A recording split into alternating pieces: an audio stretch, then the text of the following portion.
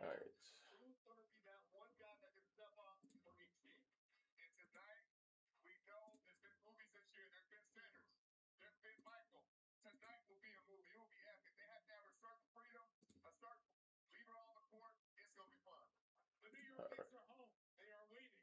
Trying to get this started.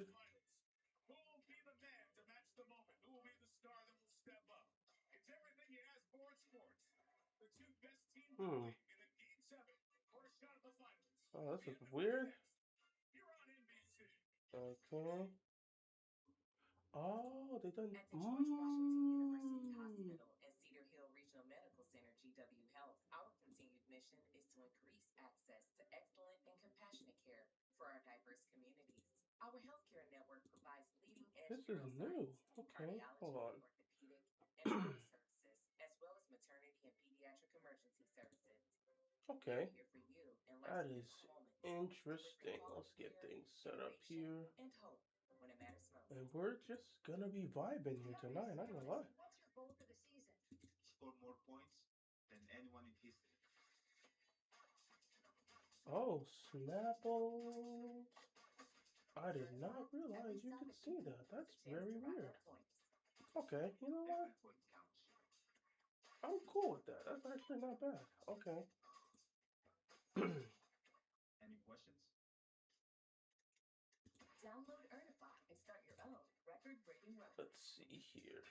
There's going to work, and then there's building a business with business planning. There's nothing like having All right. business booming or working on the fly. It's great to come early. Trying to get this stuff situated so we could be ultimately good for the rest of this game. Because, ah, man, it's gonna be nasty. It's gonna be nasty.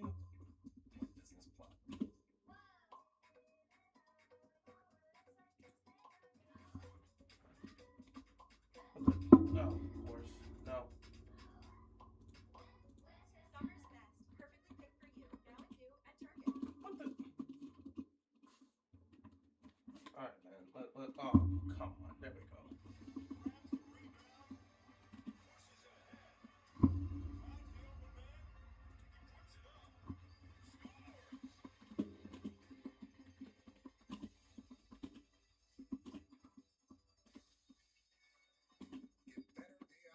Do I have?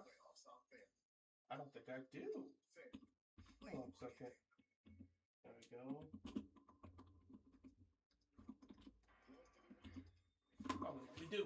All right.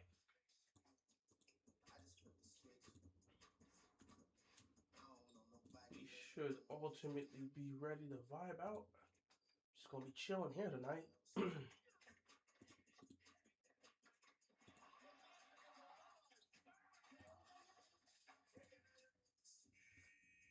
All right.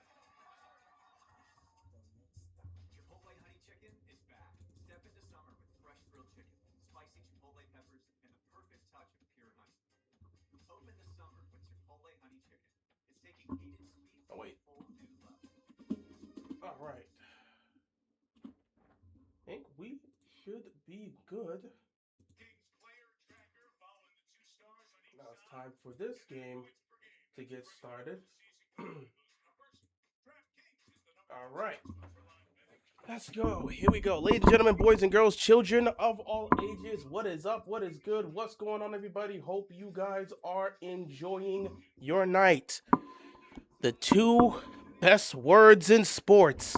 Game 7. We are here for Game 7 of the Western Conference Finals between the San Antonio Spurs and the Oklahoma City Thunder. I picked the Spurs to win this in 7. Here we are in Game 7. Let's see if the Spurs can pull this off. It's going to be a tough game no matter what. Many of us feel that the winner of this game tonight will go on to win the championship. Obviously, coming out of the East is the New York Knicks, who've had a fantastic postseason. They have completely dominated since that Game 3 loss against the Atlanta Hawks in the first round. They have not lost a basketball game in a month, and they have dominated their opponents. They dominated the Sixers. They dominated the Cavs. They swept both those teams. They've been playing fantastic basketball heading into the finals. Yet, despite that, many view that the winner of this matchup will go on to win the championship. So we'll see what happens when the final starts this week. But many believe that the winner of this matchup tonight will ultimately go on to win the championship. It's a game 7 between these two. Could be the first game 7 of many potentially. We may have the next great rivalry here, in the NBA between the Spurs and the Thunder. Both teams are relatively young. The Thunder were able to break through and win a championship last year. The Spurs are trying to do what the Thunder did last year, get over the hump. Spurs are a very young team trying to build this rivalry here, trying to win over this Thunder team. The winner tonight will advance to the finals, and they will have home court in the finals. So we'll see what happens tonight. There is no tomorrow for one of these teams. Win or go home. That's what Game 7s are about. Spurs versus Knicks would be cinema. It'd be cool. But at the end of the day, Spurs got to get there. So we'll see what happens. We either get a rematch or two teams who have two sweeps on their postseason runs. We'll see how that holds up ultimately. There's been a fear by many that this could be similar to 2017, to where we look at this and say the Thunder have been relatively dominant throughout this postseason, except you meet up with this chainsaw in the Spurs. You get past this hoop, and then you look at the Knicks, who have also been dominant coming out of the East. But when you look at the two teams, the Thunder just feel like they're a better team, and that could showcase itself on the court, even with the injuries. But yeah, we'll see. If the Thunder get there, man, there's a strong chance they win it. If the Spurs get there, there's also a strong chance. But it would also be crazy if the Spurs get there, because the last time the New York Knicks were in the finals was 1999 against the San Antonio Spurs, who are looking to start a dynasty there with Tim Duncan and David Robinson. So now you could talk about this team going from 1999 to now 2026, where the Spurs are trying to start a new dynasty with their new guy in Victor Wembanyama. So, hey, it would be crazy if the Spurs get there. It would be very crazy if that ends up being the case. But at the end of the day, the games have to be played. Somebody's going home tonight. This is the end of the road, ladies and gentlemen. This is the end of the road. Someone is going home tonight. Someone will be crowned Western Conference champions. They will head to the NBA Finals to take on the New York Knicks. This is going to be a very, very explosive game, because if the Spurs win, Twitter is going to go nuclear, and it is going to be insanity online with the way they're going to blitz OKC fans. If the Thunder win, the timeline is going to go dead silent, because every time the Thunder win, the timeline goes dead silent. The world is picking against the Thunder.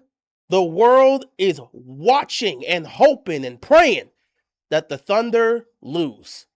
But all the Thunder want to do is get back to the finals and defend their title.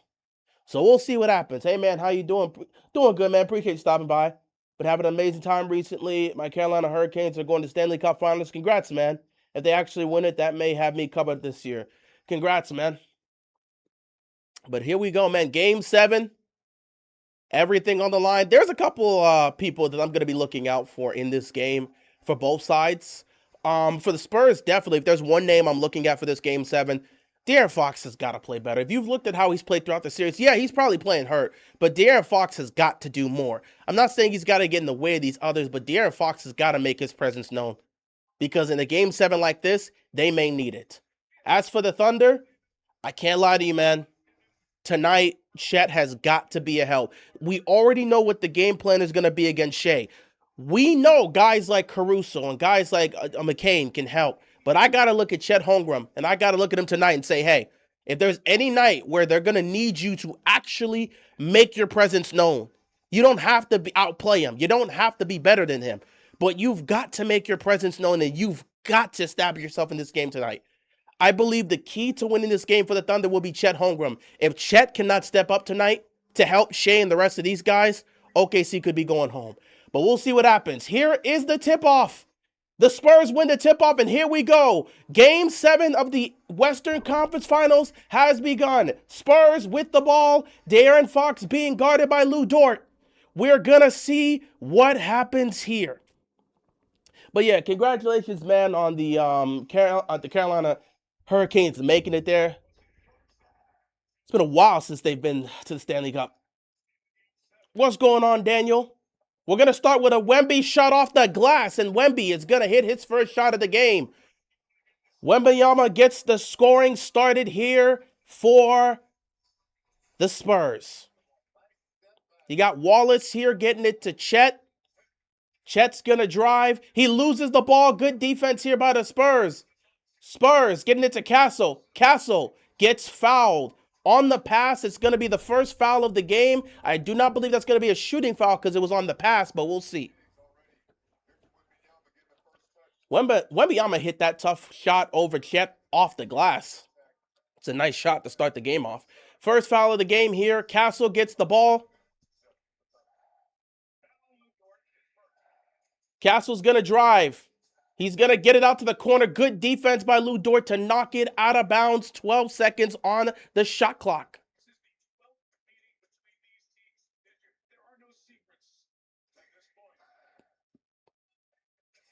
Castle back with the ball. 9 to shoot. Get it to Vassell. Vassell, tough shot, and it goes in. The Spurs are 2 for 2 to start this game off.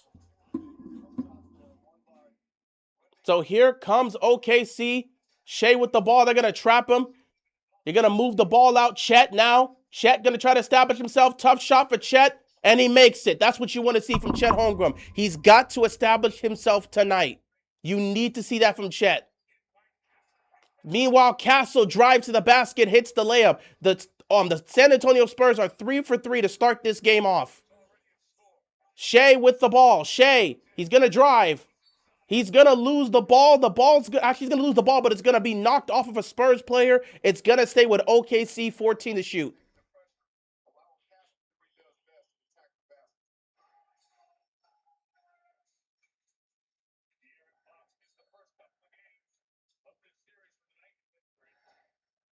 Hartenstein's got the ball right now. Going to get it to Shea. 10 to shoot here. Shea at the top of the key. He's going to drive. He's going to spin. He's going to put up a tough shot, and it goes in. SGA hits his first shot of the game. Right now, these guys are making some tough shots. Both sides are making some tough shots right now.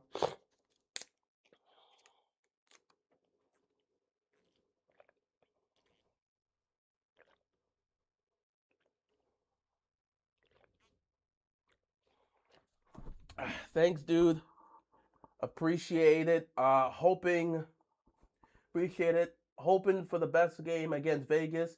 As for who I'll be rooting for in the NBA Finals, I have family who are Knicks fans, so I gotta root for them. Yeah, well, grab my lights. Great, let me get them back on. May have to fix that.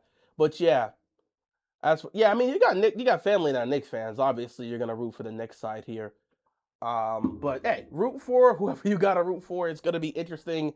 I think this finals is still going to be fun no matter what. It's going to be a back and forth affair. I think the series will probably go 6 games no matter who comes out the West. Just got in. Who do you think will win? I got the Spurs winning tonight. I picked the Spurs in 7. Sorry, my lights been acting up. Give me a second here as I'm trying to fix this on.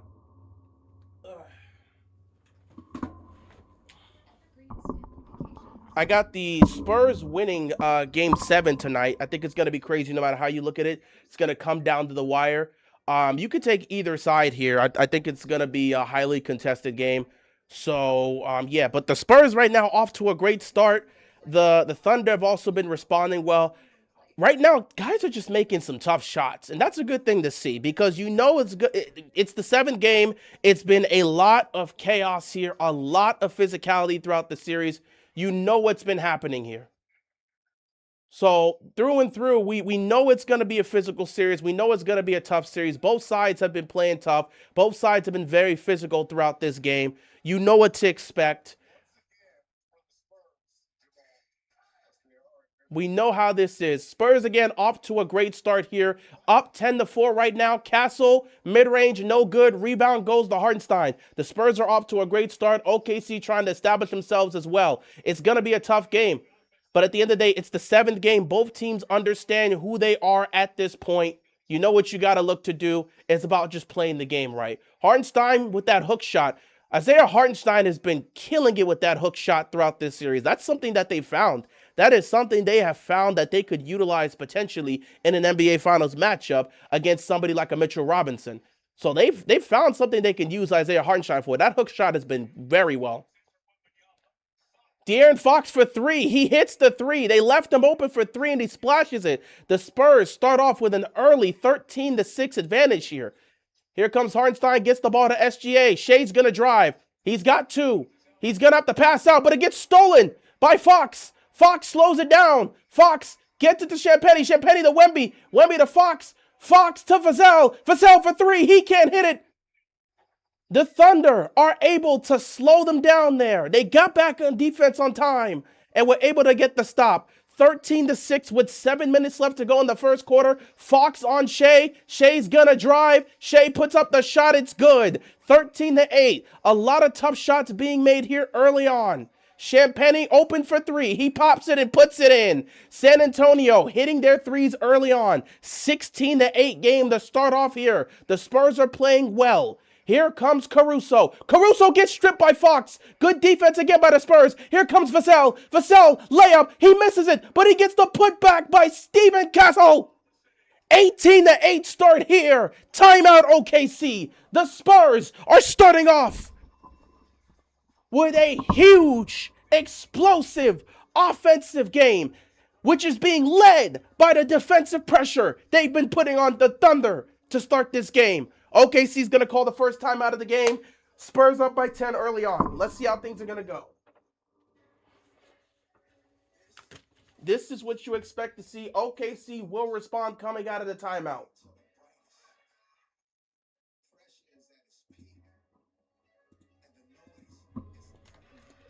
But great start for the Spurs. OKC still responding. Just got to be able to limit the turnovers. But the Spurs right now, they're active. They're active. Their hands are active. They're stripping the ball out of the hands of the Thunder, making great plays, forcing turnovers, and they're finishing in the fast break.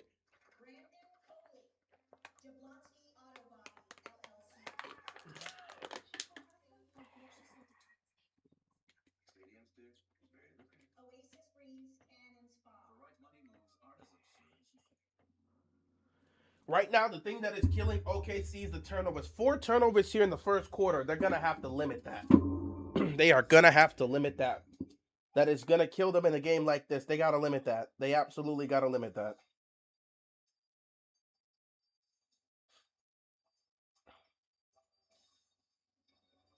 Get better payouts this NBA playoffs on FanDuel. FanDuel, play your game. The happier the home loan experience, the happier the home. If you're buying or refinancing a home, match with a local mortgage expert first. You'll get experienced guidance, a quick, easy closing, and an average savings of more than $10,000 with an independent mortgage broker. Go to mortgagemagic.com. Good start for San Antonio. They are creating turnovers right now. OKC has got to protect the basketball here early on.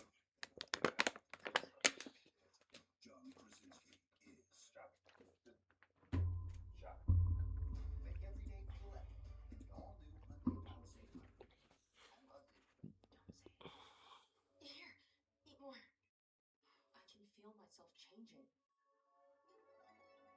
I've become my auntie. Oh, these commercials. But yeah, San Antonio starting off well. I think we're going to keep track of the stats as the game goes on. First time out here. OKC has only taken 7 shots compared to the Thunder's 12. Thunder is shooting 8 of 12 from the field, 2 of 4 from the 3-point line.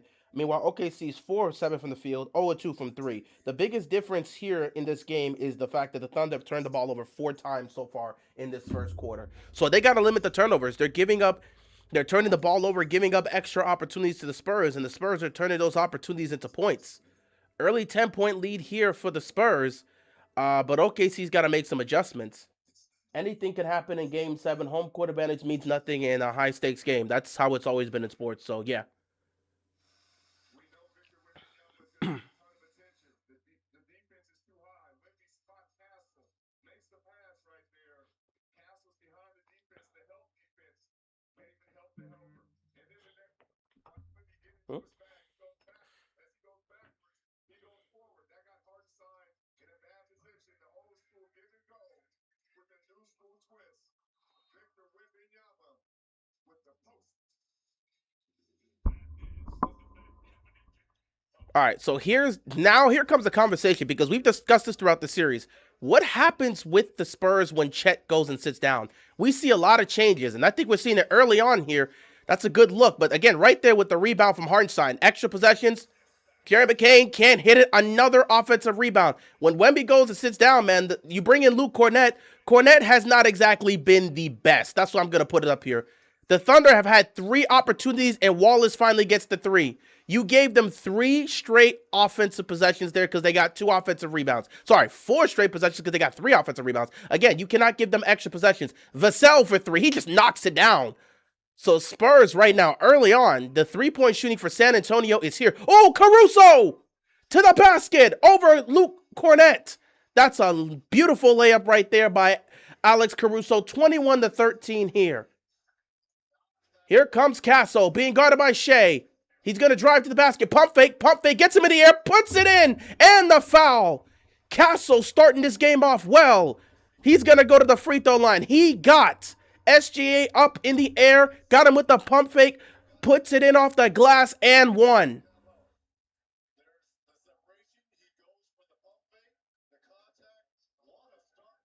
This is a great start for OKC, and it's a great start for Castle. These are the conversations we have. When Wemby goes on the bench, who do we look to that's going to lead the rest of these guys? We look at 2 guys right now where we look at Steven Castle being that guy for them. You look at guys like Dylan Harper. You expect the veteran De'Aaron Fox when he's in there with these guys to help out. Steven Castle right now starting the game off on fire. Great start for him. Another defensive stop. Another steal here for the Spurs. Another turnover for OKC. Here comes Castle into the corner to Vassell. Vassell goes to the basket. Gets it to the corner. Champagnie open for 3. He puts it in. Another open look for OKC. They've broken this game open. A 27-13 lead. Up 14 early on in the first. OKC's got to respond. The defensive pressure from San Antonio's been here. McCain drives, puts up a shot off the glass, and puts it in. Tough shot by McCain. The offense for the Thunder have been there. The problem is they keep turning the ball over, so they keep giving up shots. Castle for 3. He can't hit it. Rebound goes to Caruso. Caruso gets it to Shea. They've got numbers. Shea's going to drive. He gets it to the corner. McCain for 3. He puts it in. Back-to-back baskets for the Thunder. Bringing it down to 9. Timeout San Antonio. OKC showing some life, fighting back. It's a game 7. It's going to be, I've always said it, in the playoffs, it's a series of runs. It's a series of runs. I'll go on a run, you go on a run. That's why coaches have to be smart when they call timeouts. When you see the run happening, when you see the run occurring, you've got to cut it off. You go up 14 and then you give up a little 5-0 run, you got to call a timeout there. You cannot continue to let that momentum go.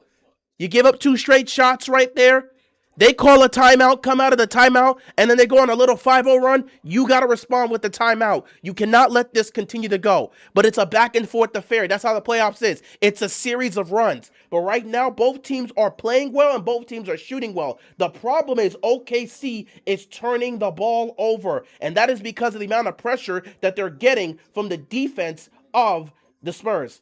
Spurs right now shooting 11 of 16 from the field and 4 of 7 from 3. The Thunder are shooting 8 of 13 from the field, 2 of 6 from the three-point line. The huge problem in this game, the 5 turnovers. San Antonio has not turned the ball over once. OKC has turned the ball over 5 times, and that's how you have the advantage. What's going on, Josh? Appreciate you stopping by. But OKC, if they can limit the turnovers, it's going to be that type of back and forth affair. But my question for the Thunder, not the Thunder, for the Spurs, is how does this team respond when Wemby goes on the bench? And for tonight, I got the Spurs winning. I picked the Spurs in 7 when the series began. I've had them in 7. Here we are in game 7. I expect them to win tonight. But the conversation that we've had, that many have had entering game 7, how many minutes is Wemby going to play? This is a game 7. It's do or die. They've been managing Wemby's minutes. He hasn't really been playing like 40 plus minutes unless it's like a game 1 situation where he ends up playing a double overtime. But in a game like this, everybody's seen it. The Spurs they are several times better. They're a tremendously better team when Wemby's on the court. They're tremendously more efficient, and their defense is tremendously more efficient and more opposing because you got that 7-footer in the rim, so you can't just drive to the basket. When Wemby's on the court, the Spurs are tremendously better. When he goes off the court, they're still playing well. However, there is a massive drop-off when Wemby's off the court. And a team like OKC, they'll take advantage of it. And throughout the series, OKC has taken advantage of it when Wemby has gone to the bench. That's when they've really gone on their runs. At the same time, the Spurs have played well enough to where you know they can at least survive those minutes and at least put up some sort of punch against OKC when Wemby's on the bench. But for tonight, I think Wemby's got to play 40-plus minutes. It's a game 7. It's do or die, win or go home. Game 1 of the NBA Finals doesn't kick off until Wednesday. So if the Spurs win, you've got Sunday, you've got Monday, you've got Tuesday, the rest. I don't need my best player to be getting 35 minutes in the game 7. I don't need to manage his minutes. So I'm looking at the coach right now, and I'm saying Wemby's got to play a majority of this game. You need Wemby out there tonight. You cannot mess around. Give Wemby rest here, a minute there. I get it. He's got to get his rest. But Wemby's got to play 40-plus minutes tonight. If he's got to play as close to 48 as it takes to win, you got to do that. So it looks like Wemby is coming back out here, though. Spurs going to win. I picked the Spurs to win. We will see. I do not doubt what the Spurs are capable of. I've seen how they played all season. I've seen how they played in the regular season matchup against the Thunder. We've seen it here in the postseason. But again, OKC is the defending champions. They've been in these situations before, and they've won all of their game 7s. So they know what it takes to win in these situations. So we'll see what happens. Castle to the basket. A lot of contact there. No foul. Thunder make the stop. Good defensive play. Here we go. Chet. He gets tangled up, and it's a good steal there. Harper gets the steal on Chet. McCain tries to get the ball away, and it's another steal. That's a turnover there. Defense on defense on defense. Shea to the basket, and a foul is called. He's going to the line for 2 free throws. Keep in mind, both of these teams are great defensive teams. OKC making great defensive plays there. McCain coming from the cut. Castle did not see him. He was able to strip the ball away from him. So Shea's going to the free throw line for his first free throws of the game. First one is good. Not a lot of fouls here early on in this game. OKC have 3 fouls. San Antonio just committed their first foul of the game. 27-19 here. Shea makes the first free throw. 3:49 left to go here in the first quarter. And he's going to make the second one. Both free throws made, 27-20. The lead has been cut in half to 7. So let's see what happens here. Harper with the ball. Trying to get a screen here. Looks like they're trying to get this to Wemby. There it is. Now they get it to Wemby. Wemby being guarded by J. Will. Wemby going to put it up. He doesn't hit it. A lot of contact there. OKC's able to save the ball. Nearly goes out of bounds. The Thunder saved the ball. Good defense there. They were able to save it. Here we go. Now the OKC's going on their run, trying to cut this lead even more. McCain gets it back to Shea. Shea being guarded by Fox. Shea steps back for 3. He can't hit it. Rebound goes to J. Will. The extra possessions are helping. Chet with the ball gets it to J. Will. Now it's in the hands of Caruso. Caruso back to Shea. Shea being guarded by Fox. Here goes J. Will for three. He can't hit it. Rebound goes to the Spurs. Good defensive sequence there by San Antonio. Oh, Fox gets to the Vassell. Vassell nearly loses it because he wasn't paying attention. And now Vassell puts up the shot. Rebound goes to OKC. Another missed shot here. San Antonio has gone cold over the last couple possessions. Here comes McCain. He gets open for three. In and out. Chet gets the rebound. Chet gets fouled. It's going to be on the ground. It will not be a shooting foul. Second foul of the game here. What's going on, Houston? Appreciate you stopping by, man.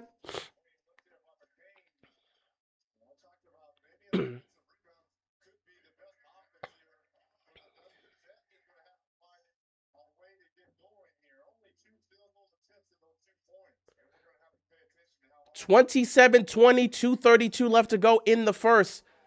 Both teams are engaged early on. Gotta love the fight you see from OKC. I want a good game 7. I don't want a blowout. Shea gets it to Chet.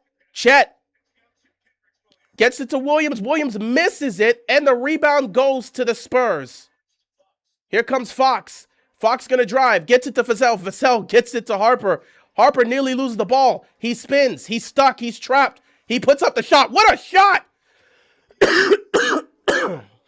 Hope all is well. Everything's going well, brother. Just enjoying game 7 here. That is a tough shot by Harper. 29-20 here. Here comes Shea. Shea off the glass. No good. Rebound goes to Vassell. Here comes Vassell. He's going to drive. Tough layup. Can't get it off the glass, but he is fouled. Vassell is going to go to the free throw line here.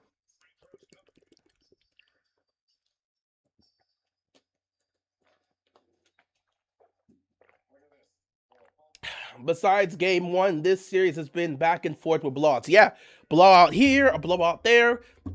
Some of these games, they've been competitive for the first half, and then in the third quarter, they just blow it out. They just open up the game, and then in the fourth quarter, it's just like maintaining the lead. So it's been a lot of blowouts here. Vassell makes the first free throw. Right now, the early advantage goes to San Antonio because they've created more turnovers here. They've been a more active defensive team. But OKC's right there, man. OKC's right there. It's a long game.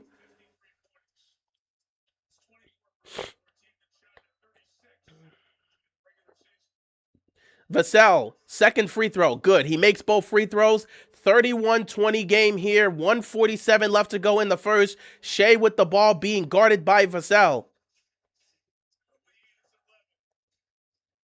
Shea now being guarded by Johnson. It's going to get it out to McCain. McCain gets it to Williams. Williams gets it to the corner to Chet. Chet is going to fake the shot. Gets it to Caruso. Caruso, 3 seconds. He's going to have to put it up. Caruso can't get the shot. Wemby gets the rebound, and here comes San Antonio. Vassell again in attack mode. Vassell drives, gets it to the corner. They're going to push it out, and he tries to get it to Wemby, and Wemby's driving. Champagne's not paying attention. They throw it out of bounds. Turnover here by San Antonio. A bit sloppy there because he was trying to get it to Wemby. Wemby's getting ready to drive, and Champagne thinks he's going to cut back out. Miscommunication there. Turnover by San Antonio. Again, both teams are playing well defensively. The defense has just been a little bit more active for San Antonio because they forced more turnovers, but the Thunder are still right in this. I feel like OKC is playing well enough. They just have to continue to make stops, and I think they got to force a couple more turnovers. But right now, OKC is playing exactly the way I expect them to. Neither team's playing bad right now. The difference is just the turnovers. OKC tightens up on those turnovers, and they force a couple turnovers of their own. They're going to be fine. Caruso for 3. He can't hit it. And Williams comes in with the tip-in, 31-22. Again, Spurs got to be a little bit careful. Cannot be giving up second chance points. They've been doing that here. De'Aaron Fox to the corner. You get to the Castle. Castle to Wemby. Wemby is going to drive. Loses the ball. And it's a loose ball foul on the Thunder. OKC gets called for a loose ball foul, and that's going to put the Spurs in the bonus, which means it's going to be free throws for San Antonio.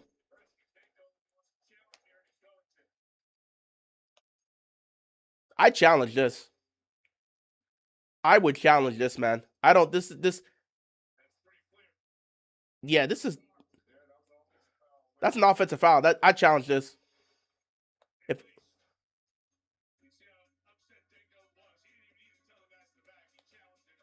yeah, that's an offensive foul. They're gonna OKC's gonna win this challenge. He smacked Hardenstein square in the mouth. That's an offensive foul. No regrets.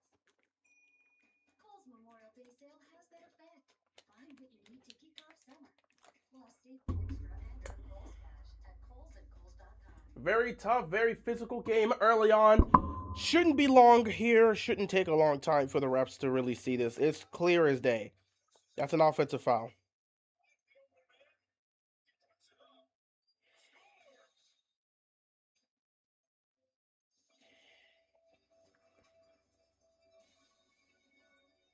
Get better payouts this NBA playoffs on FanDuel. FanDuel, play your game. Chipotle honey chicken is back. Step into summer with fresh grilled chicken, spicy chipotle peppers, and the perfect touch of pure honey. Open the summer with Chipotle honey chicken. It's taking heat and sweet to a whole new level. .com.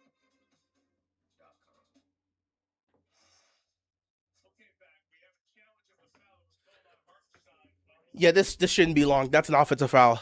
He literally hits Hartenstein in the mouth. That's an offensive foul on Wemby.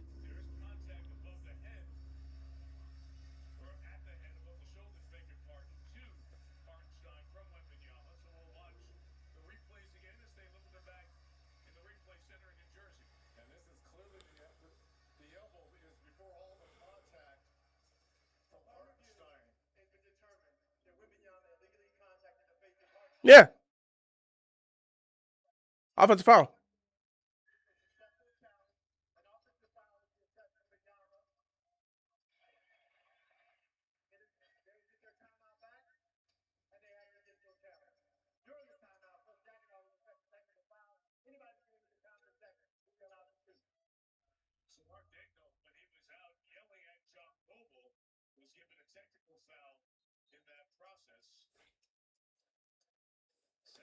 What?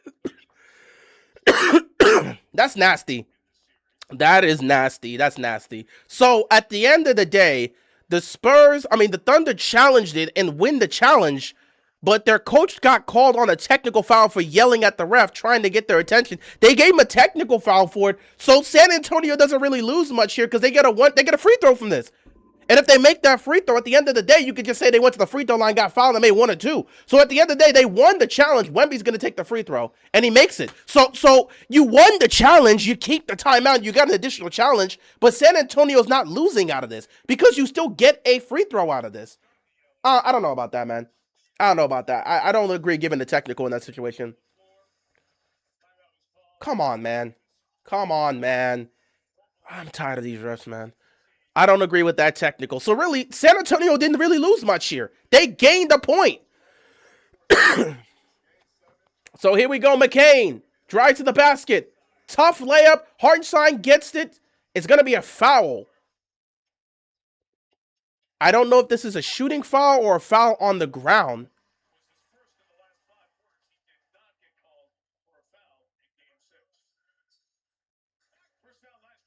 It was on the ground. So this was a foul on the ground. So it's not a shooting foul. Hartenstein's going to get the ball here. Get to the Wallace. Wallace. Get to the McCain. McCain's going to pop the 3. Puts it in. McCain hitting the 3. 32-25. 15 seconds left to go. It's a 7-point game here. The Spurs have the final possession of this game. 12 bench points for OKC compared to 2. De'Aaron Fox for 3 in the corner. Can't hit it. Rebound goes to Wallace. He's going to put it up. Oh, doesn't hit it. So San Antonio's going to take a 7-point lead into the second quarter. A tough back and forth affair. If you're the Thunder, you could feel fine with how things have gone. You should feel fine. If you're a Thunder fan, you should feel fine. You've been playing well. You've been shooting the ball well. Both teams have been shooting the ball well. But the turnovers, that's what's been hurting OKC. So it's a 7-point game here. At the end of the first, the Spurs are shooting 12 of 21 from the field and 4 of 8 from the 3-point line. Meanwhile, OKC shooting 10 of 23 from the field and 3 of 13 from the three-point line. They haven't been shooting well from the three. They've been doing well in the field. The thing that's been getting them is the turnovers. So that's been the biggest difference in this game. But other than that, it's not really bad. OKC's been playing well. San Antonio's been playing well. It's really just been the turnovers.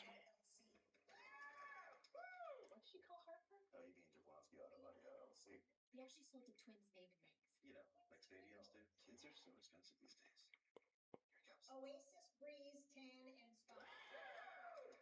Need a tan? I'm your man. We do business with you. Or we can look at some investment options for you. Works for us. The right money moves aren't as absurd as you think. Does RAV stand for Remarkably Agile Vehicle? Or Raw Adrenaline Vehicle? Or Rapid Acceleration Vehicle? Toyota, let's go places. All right. This has been a good start to the game. Both teams have been engaged. Both teams are playing well. So we'll see what happens. Hopefully we get. Hopefully it'll be a good 4 quarters of this because it's been good so far. But a lot of work to be done here. A lot of work to be done. $10,000 with an independent mortgage broker. Gonna check a couple things here because obviously we're gonna play tonight. What the heck? Oh, that's tomorrow. We're gonna play till 10. Only got a couple more games left. Obviously the Padres won again. Yeah. What? You know what? I ain't even mad about that. Okay. Okay. I'm in great shape. I do things you never could. That works. And now everybody wants a piece of me. I've really glowed up. Look, it's not you, it's me. It's time for an upgrade. Put my body on a pedestal. Celebrate it. Marvel at it. That's wild. Anyway, good start to this game, man. Good start to this game. Love what I'm seeing from both teams. Both teams are heavily engaged in this fight. It feels like a heavyweight fight. This game feels different from the other games. Hopefully it can be maintained. I don't want to see either team blow out anybody. I want this to stay within 10, and I want this to be competitive. Cole's mom. How do you keep your cool? 2 words, Carly. Tech gear. Everyone's wearing it. Also 2 words? But like what I'm seeing so far from both sides. Cole's mom. Vassell and Castle are really doing their thing. In fact, everybody in the starting lineup is doing something in here. Everybody in the starting lineup has scored. It's really been okay. San Antonio's bench that hasn't done much. Meanwhile, for the Thunder, it's been their bench. McCain specifically. McCain leading all scorers with 8 points. He's made 2 threes. Jared McCain's been great coming off the bench. So here we go. Second quarter here. Both teams are playing well. Love what I'm seeing from them. Let's see if OKC can close the gap here. Shea, he's going to drive to the basket. Tough mid-range shot. Puts it in. Great start for the Thunder. 5-point game. They are closing the gap here. Coming out of that. Coming into the second quarter, great start there. 32-27. Here comes Castle. Castle to Harper for 3. He hits it. OKC is going to have to make that adjustment because right now, San Antonio, they're hitting their threes. You can't keep giving up open looks. Dylan Harper, 2 for 2 from the field, hits his first 3 of the game. If you're OKC, you cannot be giving up open threes like that. Shea gets trapped. Get to the Caruso. Now Caruso open for 3. He's got to hit it. In and out. And Wembanyama's going to get fouled there. Loose ball fouled there. It's going to be Spurs ball. See, these are the things, man. In the game 7, you need your guys to hit open looks. Caruso's been hitting that open 3 all game. I need him to continue to hit that. Caruso, arguably Caruso and McCain have been the 2 most vital players in this series because Shea has been getting trapped and double teamed everywhere. And when your best player is getting harassed by the whole team, you need your other guys to step up. And guess what? McCain has stepped up and Caruso stepped up for this series. I need to see both of them play well in this game 7. I cannot have these guys missing open looks. Wemby with the ball here. Wemby gets it to Harrison Barnes, who was locked, and now he gets it to Castle. Castle for 3, in and out. Rebound goes to OKC. Again, if you're going to get an open 3, you got to make it. Especially if you're the Thunder, you got to make your open threes. With the way the pressure has been defensively, got to make your open threes. So here we go, Hartenstein. Hartenstein getting it to Chet. Chet gets it to McCain. McCain gets some space. I thought he was going to pull it right there. Now he's going to pull it. Bounces in and out. And it's going to be a loose ball foul on the Spurs here. So it's going to stay with OKC. OKC's coach got a technical foul. Yeah, he got a technical foul early on. It was I don't agree with that. It was when he made the challenge. He got a technical foul when he made the challenge, which because he was yelling at the refs when he was trying to get their attention for the whole situation because he was pissed off that they ruled that a defensive foul and they gave him a tech for whatever he said to the refs. So they won the challenge, but San Antonio still got a tech out of that. So yeah, Hartenstein with that floater. That floater has been lethal this entire series, man. If the Thunder advance to the finals, that is something they have to utilize against Mitchell Robinson. I'm just telling you what OKC is going to try to do. Like, that's something you've got to be able to utilize here. Another open three. Here's Harrison Barnes. He can't get it, but Champagnie gets the rebound.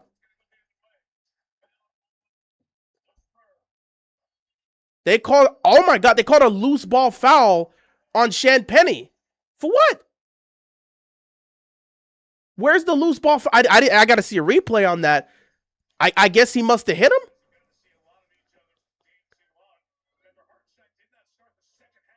I would like to see that again. I don't know where that happened. Because they said loose ball foul on Champagnie. Well, I guess he was trying to get the rebound. I guess he pushed underneath. I didn't see anything, but it is what it is. 35-29.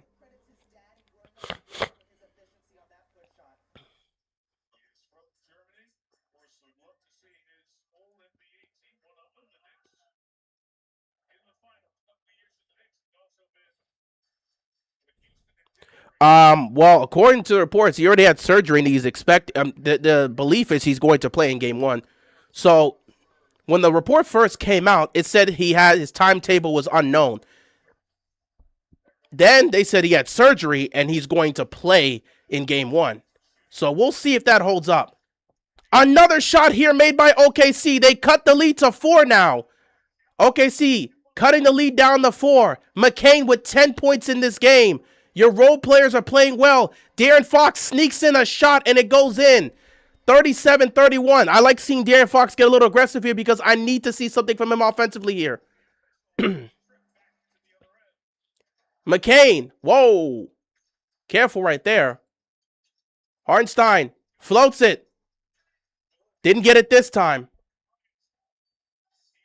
Here comes the Spurs. Wemby pops the 3. Puts it in. Wembanyama hits the 3, and OKC's going to have to call a timeout. 40-31, Wemby hits the 3.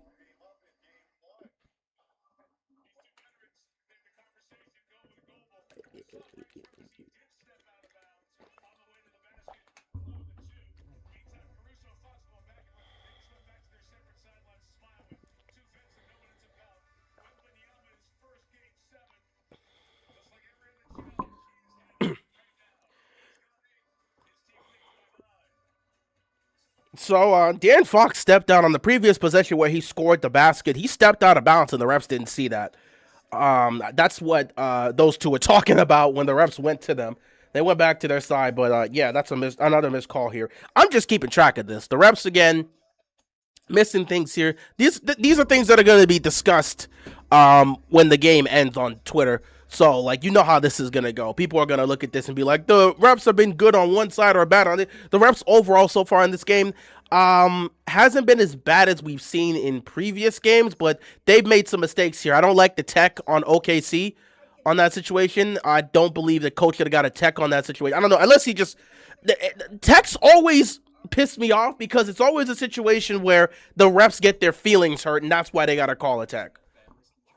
Like, the coach is yelling at them because he's trying to get a challenge and calling that out and saying he clearly elbowed him. What are you looking at? Gets his feelings hurt, call the tech. I don't like that. And then Fox steps out there as well.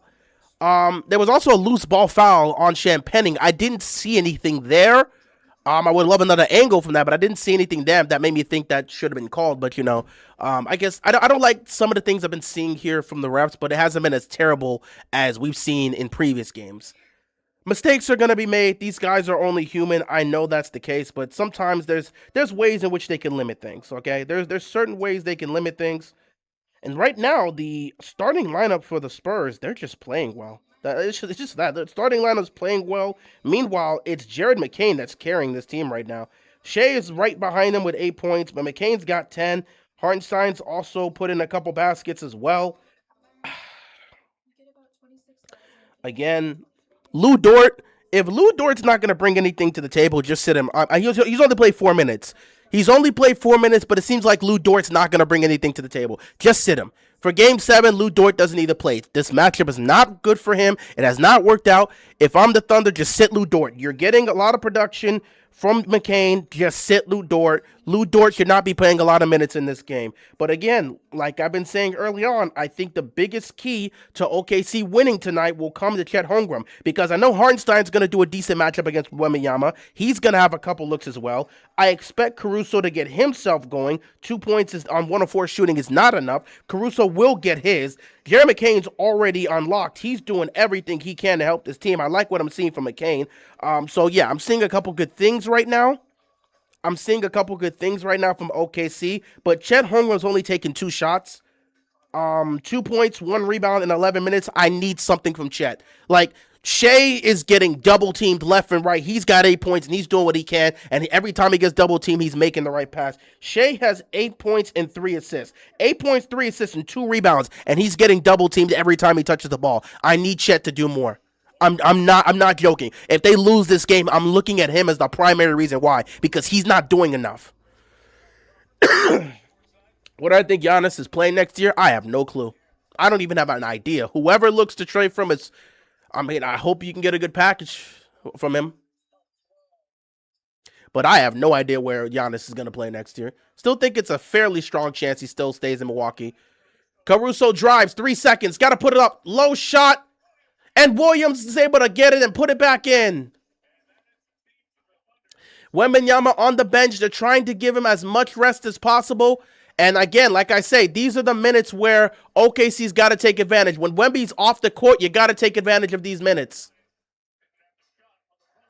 Get this back to Fox, but this is also what I'm talking about. De'Aaron Fox for 3. No good. Rebound goes to OKC. Here comes Wallace. When Wemby's on the court, OKC's got to win these minutes. McCain drops somebody, puts up a 3. And it's over the backboard. That's going to be Spurs basketball. Shea's getting ready to come back in. 7:59 left to go in the first half of this game. Would you want him in Miami? Again, obviously I would, but I don't trust Miami to be able to pull off a deal. I've been sitting here for 7 years hearing about how they're going to get this superstar and how they're going to get that superstar and how they're in the sweepstakes for this superstar. So I have zero faith, confidence, belief that the Heat are going to get it done. I don't have any expectations for Miami to get it done because it's been 7 years of the same nonsense. So no, I don't see them getting Giannis. I don't see them getting Kawhi. I'm not seeing any of that. So yeah, we're going to run it back. Good defense by Chet Holmgren with the block. Caruso, basket. He just misses the shot. It was a tough shot, but he just missed it. Carter Bryant, layup's good.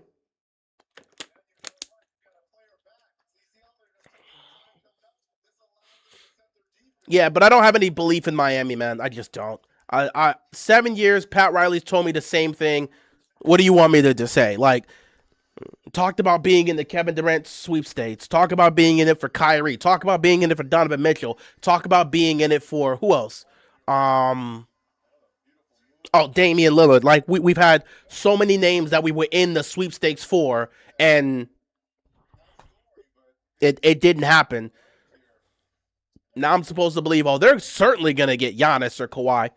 The reality is they're probably going to get neither or. Shea missed the free throw here, missed the first one. So the reality is they're probably not going to get either or. They're going to quote-unquote run it back with the same team. It will just be a play-in team next year. All right? I would love for the Heat to shock me and get one of these guys. I don't think it automatically makes them a team that could go beat anyone out the West, but again, the Eastern Conference is very fluid, and anybody can win this conference on any given year. Miami's conquered this. Shea missed both free throws. Wow. That is rare. You don't see Shea missing both free throws. But yeah, Miami has conquered this conference twice this decade. So I know it's nice lob to Cornette, and a foul is called, so he's going to the free throw line. So yeah, I've seen Miami conquer this conference twice and get to the. They've been this decade. Miami's been to two NBA finals and three Eastern Conference finals. So like I know what they're capable of if you can put talent there with the coaching and what they're able to do because they can maximize the guys they have. But I don't expect Miami to pull it off. If they were to get Giannis, I think they could definitely, you get Bam and Giannis together, that would be huge. And you can work around that, try to get some shooters there, and you can work off of that lineup. But it's going to take giving up some serious stuff. If you're going to get Giannis, you're giving up some of your young guys. And I know for a fact that if they're going to lose Giannis, they're going to want Kel'el Ware. There's no way we keep Kel'el Ware if it's a Giannis trade. Luke Cornett made both free throws. That's crazy. But yeah, I'm not expecting anything out of Miami this summer. If Pat Riley can prove us wrong, by all means, it'll be the first time he proves everybody wrong in 7 years. SGA just left open for three, and he hits it. 44-36. Right now, it's a back and forth affair, and the Spurs are going to call a timeout here. Mitch Johnson looking down. He's surprised as they were over here trying to get something set in the half court.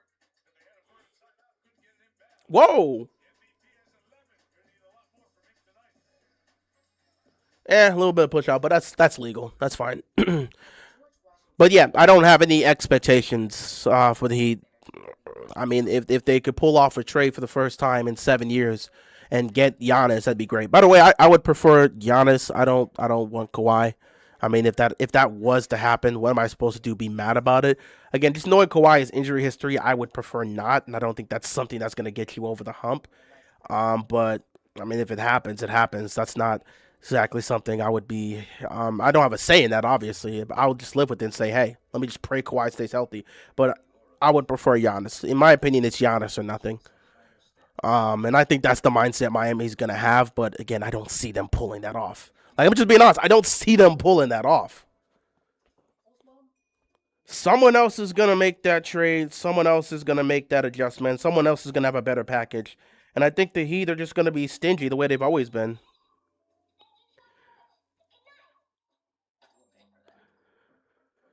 Glad the coaches are using their timeouts. Yeah, it's a good thing they are. Cleveland's Cleveland, so that's just what you expect. I expect them to not recognize the moment. Even their head coaches, I don't expect them to recognize anything. Progressive makes it easy to get a quick commercial auto quote online so you can get back to all your other to-dos. Sorry, that one's mine. See if you can save money at Progressive Commercial.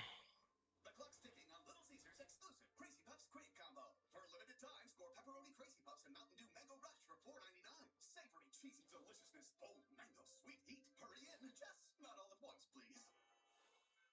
Hey, what is this? Mountain Dew Mango Rush Hour or something? I love this. And I love these Crazy Puffs.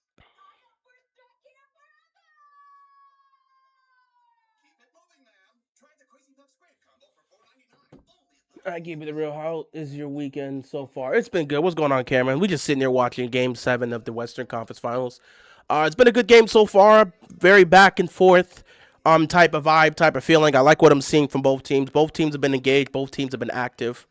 Like what I'm seeing. Like what I'm seeing.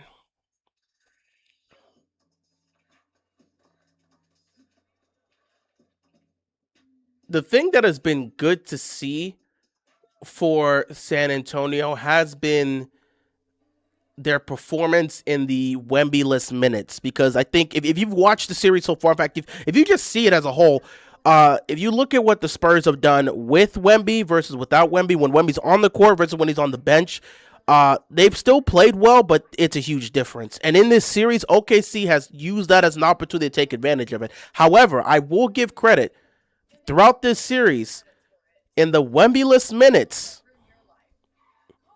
The Spurs have been able to survive those minutes.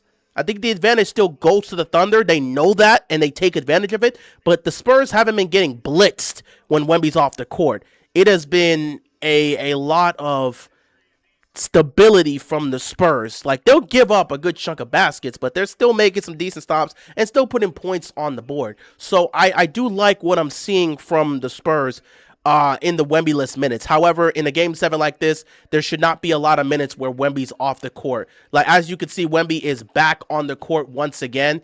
This is just what you need. Wemby being guarded by J-Dub. Wemby's going to take disadvantage, man. Chet's in the basket. Chet's in the rim. He's looking.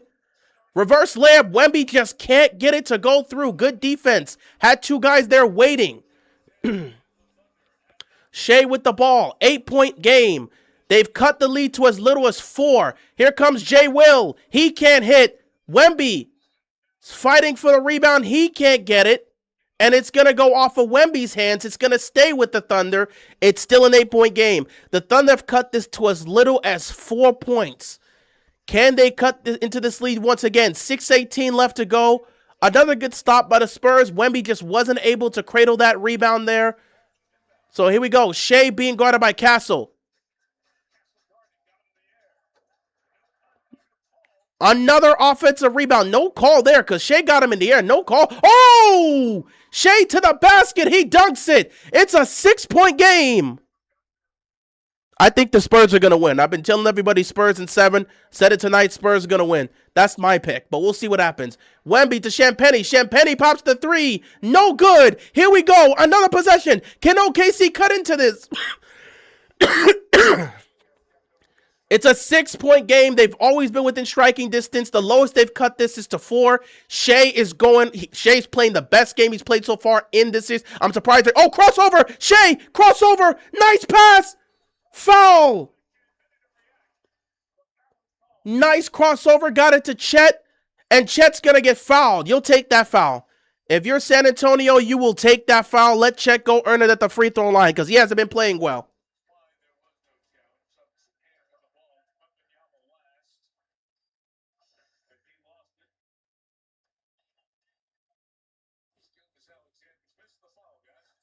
But here's the thing that has to be discussed here for San Antonio if they're going to make a defensive adjustment. These second chance points for OKC has been fantastic. And that's why you send Chet to the free throw line. He missed the first free throw.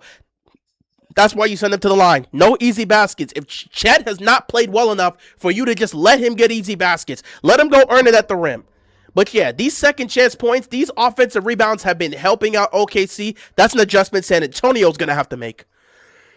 5:30 left to go here in the first half. Chet misses both free throws. And the Spurs are going to get the rebound here. It stays a 6-point game. Harper with the ball. Gets it to Wemby. Wemby's going to get fouled by Jay Will.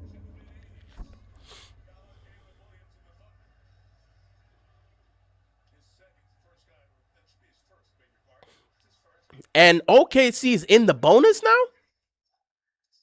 Oh, I think OKC's in the bonus.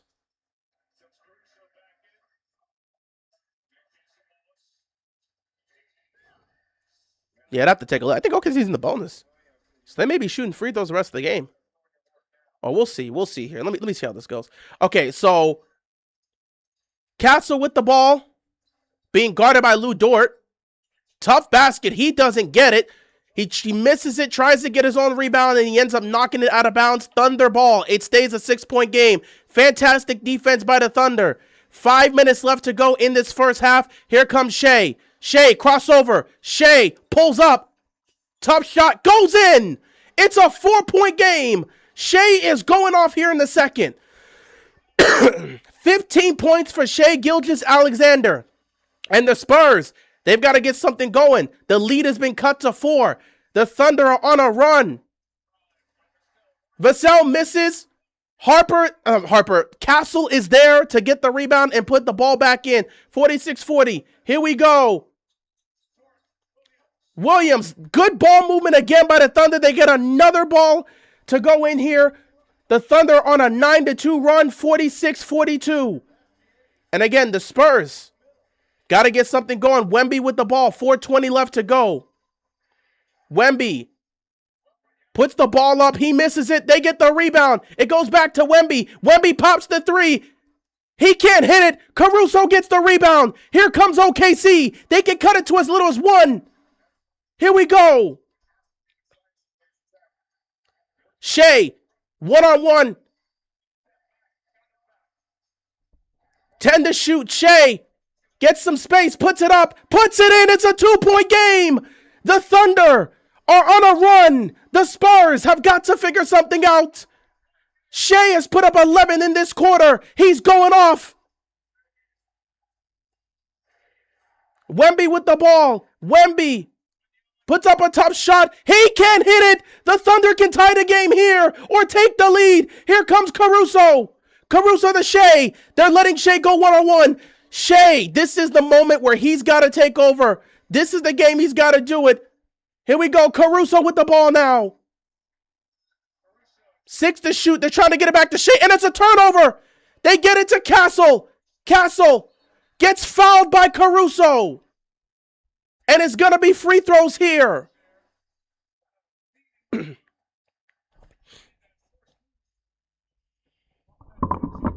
There we go.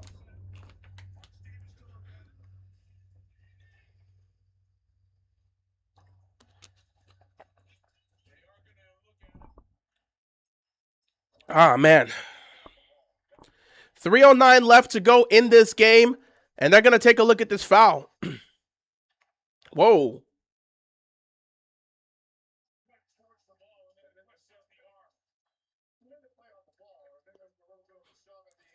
I mean, this... Okay, that hand on the hip is where they're going to take a look at this, but I just think it's just a common foul. It's a common foul, man.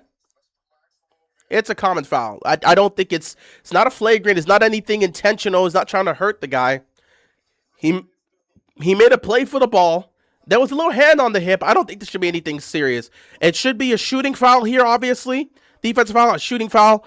2 free throws for Vassell and that. I'm not Vassell, for Castle, and that really should be it.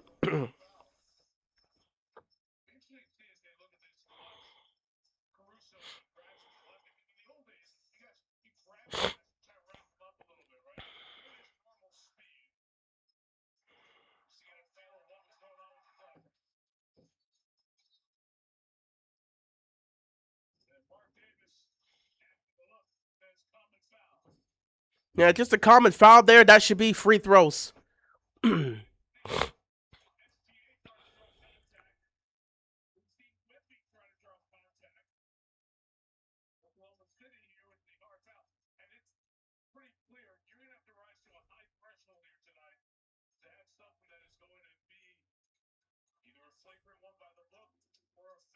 yeah, it's just gonna be free throws here.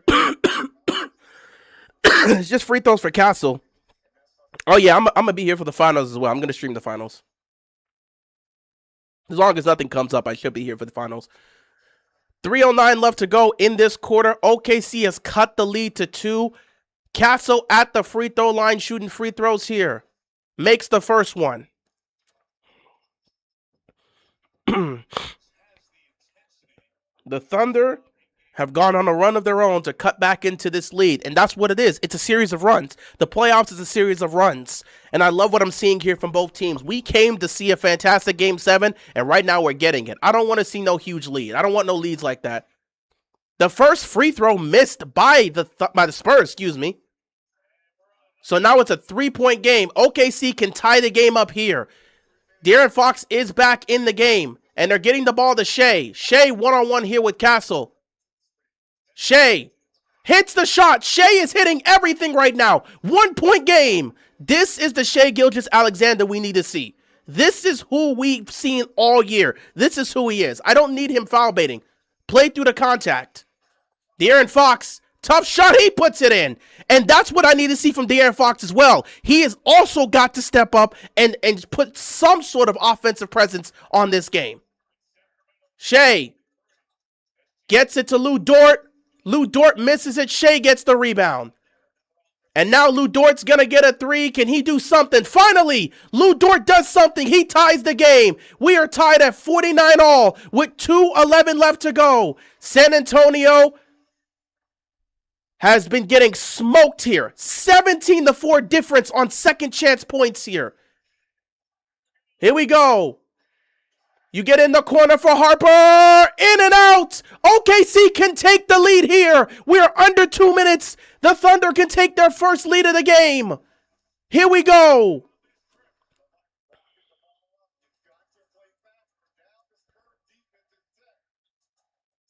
Shea with the ball, 6 to shoot.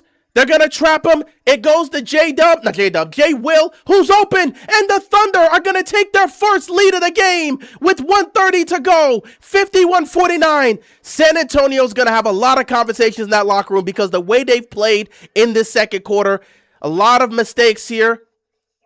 Fox gets stripped. And it's going to be a foul here on Johnson. Again, the Spurs, the way they've played here has not been great. But I think we also have to have a conversation about Wemby.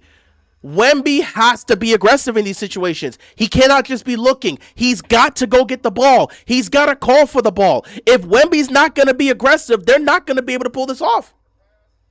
Wembanyama, whenever Wemby's been passive, they've lost. When Wemby has been aggressive and has looked for his shots, looked for his spots, that is when they've gotten it done. So if Wemby's not going to be aggressive, they don't got a chance here. Go look at the losses and go look at how Wemby's played. Go look at how he's been passive. They need to be aggressive. Wemby has not been aggressive here. Both teams are officially in the bonus now, so free throws here. If Wemby's not going to be aggressive, the Spurs have no chance to win tonight.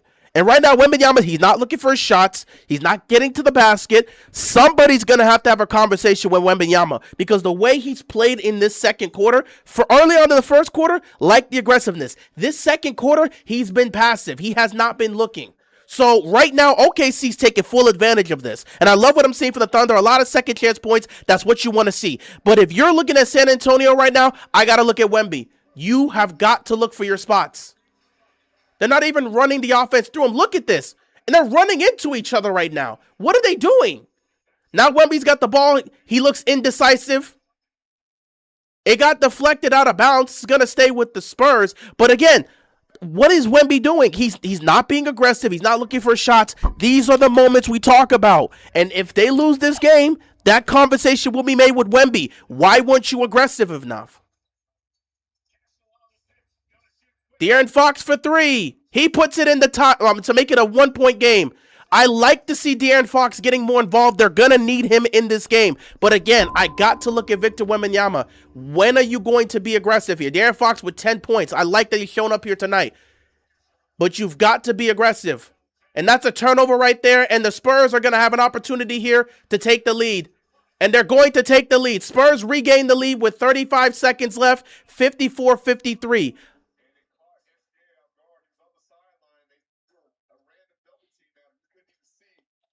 So again, both teams are playing well, but again, conversations have to be made from both sides in terms of some of the things we've seen. They're going fast. This is what OKC's got to do. Wild shot there. I don't think Caruso should have shot that, but the Spurs have regained the lead here. I would like to see Wemby get a little bit aggressive here with the 1-point game. He's got to go search for his shot. This could be, no, there's a 5-second difference, so OKC will get one last chance to do something here before halftime. Wemby with 4 seconds. Off the glass, he puts it in. That's not an easy shot, but Wemby gets it in. With 3 seconds left, Caruso trying to get to a spot to tie the game. In and out. San Antonio will take a 3-point lead into halftime. There's a lot of notes that need to be, there's a lot of things both sides have got to do. I think for the Thunder, 2 things. 1, they have got to stop giving up so many second chance points. They keep giving up so many offensive rebounds and so many second chance points. That's what's killing them. It's a 17-4 difference in second chance points. The Spurs have got to do a better job at getting these rebounds. They keep giving the Thunder so many second chance points. They're too good for you to do that. That's number 1. Number 2, Victor Wembanyama. Somebody's got to go talk to him. The coach has got to go talk to him. Wemby has got to be aggressive. I like that he was aggressive just before the half to get that last shot. But Wemby has got to be aggressive when he's looking for his shots. At times, he's got to demand the ball. He's got to be more active in the paint. He's got to be aggressive. The Spurs will not win this game tonight if Wembanyama is going to be passive. He has to be aggressive. So those are my 2 main things. Other than that, I love what I'm seeing from De'Aaron Fox. He's involved in this game. Finally, this is the best performance he's had so far in this series. You have to see him get more involved offensively. I like what I'm seeing from Castle. I like what I'm I'm seeing from some of these other guys. Defensively, they've done a great job in being able to create and generate turnovers. I like what I'm seeing from San Antonio. The thing they just have to do is clean up these second chance points. They've got to get the ball. You've got to rebound. You're giving up way too many second chance points, and Wembanyama has got to get more aggressive. He's got to get aggressive. They can't win if he's not aggressive. On the flip side, OKC, guys, you got to limit the turnovers. That's the only, it's a 3-point game. It's right there for you. You're killing them. In second chance points, you're killing them. Your bench has been more productive for you. You're getting the best performance from Shea in this series. Your best player is answering the call. Some of your role players are answering the call. You're getting second chance points. You have to limit this. You got to limit the turnovers, guys. You've got to limit the turnovers because they're getting steal after steal after steal after steal. Limit the turnovers. That's it for OKC. Just limit the turnovers.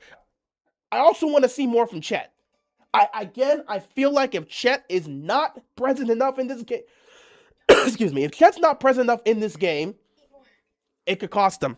I love that Shea's shown up with all the pressure on him being a candidate for the best player in the world. Everybody killing him for how he's performed in this series because he's been shooting horribly from the field. With all the pressure on his back in his house with a chance to go to the finals, SGA's shown up. I love it. I love it. I love it. I love it. Jarrett McCain has been awesome off the bench, giving them a lot of production. Love what I'm seeing from the defensive standpoint because they're making a lot of great defensive stops. I love the ball movement I've been seeing from the Thunder. My main thing for them is, one, I want to see Chet a little bit more involved, and two, they've got to limit the turnovers. They've got to limit the turnovers. In terms of the amount of turnovers they have here, the Thunder have 8 turnovers in this game. They've turned the ball over 8 times, which, again, it doesn't seem like it's a lot, but given how this game has been, how close this game has been, 8 turnovers is a bit too much. And that's the only reason they're down right now, the turnovers. Because in the second quarter, they did a great job. They made the adjustments. Looking at this first half, Wembanyama with 10 points, De'Aaron Fox with 10 points, 12 for Castle, 7 for Fazell, and 6 for Champagnie. They're not really getting much production from their bench, but, you know, everyone except Harrison Barnes has scored, but off the bench. But, again, it's really their starters that are playing well. The Spurs shot 49% from the field and 41% from 3. But the thing about it is they're getting out-rebounded heavily. This is where I'm talking about it. This is what I'm talking about with these second chance points. The Spurs have 14 rebounds in this first half. The Thunder have 26 rebounds. That's what's getting the Thunder back in the game. The second chance points. If the Spurs can limit the second chance opportunities, they will win this game. If Wemby can get aggressive, look for his shots more, and they limit the second chance points, San Antonio's got this. As for the Thunder, they've got to limit the turnovers. That's it. The Thunder have shot 48% from the field. They're shooting 28% from 3. But again, all those second chance points is what's getting them going. 19 points from Shea in the first half. Fantastic performance in the legacy game for him. 19 from McCain off the bench. Everybody else in the starting lineup, I need more from Chet. 4 points is unacceptable. Lou Dort, we don't expect much from you. Carson Wallace, it is what it is. 6 points from Jay Will. Again, 10 points off the bench from McCain is really helping out. But Shea, 19 points, 5 assists, 4 rebounds. I love it. I love it. I love it. I love it. I love it. But the thing that has helped OKC is the second chance points. They're out rebounding the Spurs by 12. 26 rebounds to 14. But they've turned the ball over 4 more times than San Antonio has. So, again, it comes down to a few things. Spurs need to stop. They need to stop and limit they need, first of all, they need Wemby to be more aggressive. That's the number one thing. An aggressive Wembanyama will win them this game. But most importantly, they need to limit the second chance points because they're getting out rebounded. They need to be more aggressive. Get more aggressive on the glass. Stop letting this group out rebound you because they're getting all these second chance points and it's cooking them. So Wemby gets aggressive in the second half. They limit the second chance points. San Antonio will win this. On the flip side, all OKC has to do is get more from someone like Chet because SGA is carrying right now with 19 points. You need a little bit more from one of your starters, and that has to be Chet. Chet has to step up here in the second half. So you need more from Chet, but also you just need to limit the turnovers. If those two things happen, OKC wins. So it's been a back and forth affair. This is exactly what we wanted to see in a game 7. SGA answering the call. Love what I'm seeing from him in the first half. Cannot wait to see how the second half is going to go. It is going to be crazy. Officiating's been nasty as well. Officiating's also been nasty as well. Don't exactly like what I've been seeing from the officials. But yeah.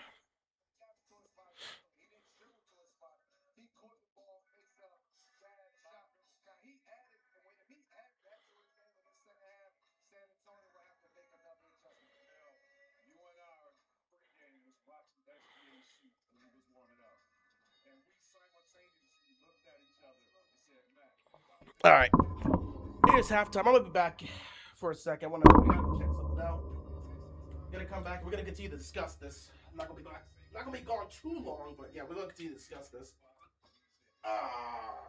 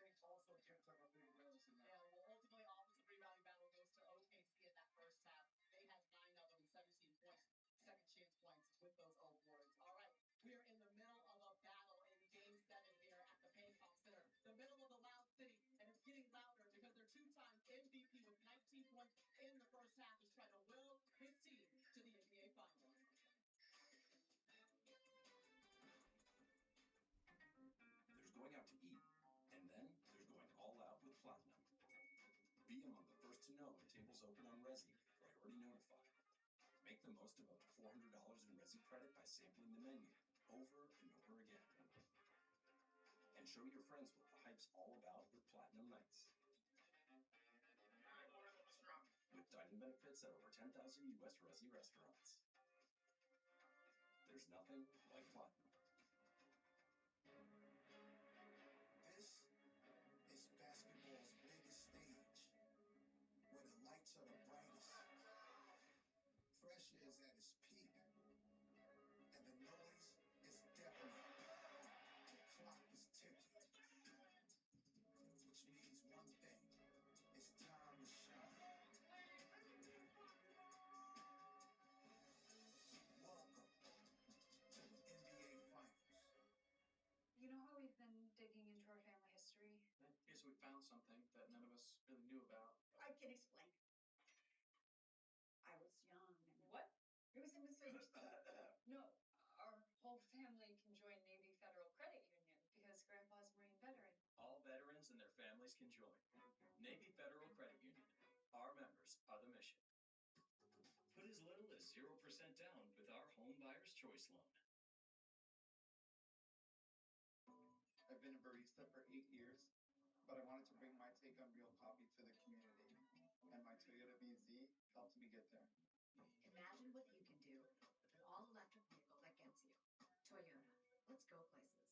We get about 26,823 days, 76 summers, 6 best friends, all in about 15 great loves. Our most human moments should be celebrated with humans. Celebrate being human. Etsy. You know, I'm gonna put that outside.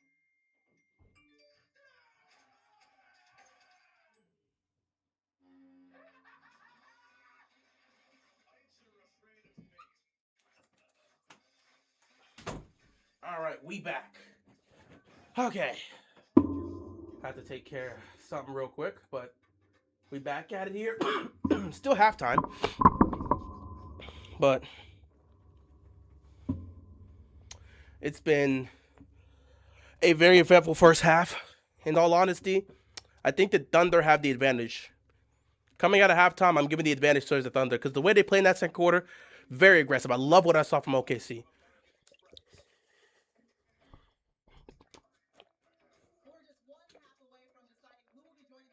Again, I love what I saw from OKC in that second quarter. Really love it. I think they did. They were really aggressive on the glass and took advantage of the amount of second chance opportunities they had. Shea right now has been on fire. This is the best we have seen Shea play in this series, or at least it's the best first half so far. Let's see how he finishes the game. But I really like what I'm seeing here. However, San Antonio, somebody has to go talk. Somebody has to go talk to Victor Wembanyama in that locker room because you need him to get aggressive. I love what I'm seeing from De'Aaron Fox. I did say coming into this series, not coming to the series, but no, I did say this coming into the series. De'Aaron Fox is going to be an important aspect, especially when we talk about that in games 1 and 2. The turnovers that were happening from the Spurs because there was no ball handler in De'Aaron Fox. The turnovers were nasty, man. Stephon Castle had like 21 turnovers, he had 20 plus turnovers in 2 games. It was unacceptable. De'Aaron Fox was solely missed, and you've seen you've seen San Antonio drastically minimize the turnovers since De'Aaron Fox has been back. So I said coming to series he was going to be vital because of that aspect and being able to, limit the turnovers that we were seeing Stephon Castle doing. But on the flip side, he has not been great as a scorer. He has not been great scoring the basketball. There's been times where I've not seen a lot of aggressiveness, a lot of cohesiveness with his offensive gameplay. Not gameplay, with his offensive scoring, or at least with his scoring presence. Which, again, this is a guy that averaged, 25 points in the playoffs when he was with the Kings? We know what he can do as a scorer. And obviously, this is not his team. But we got to see more from De'Aaron Fox.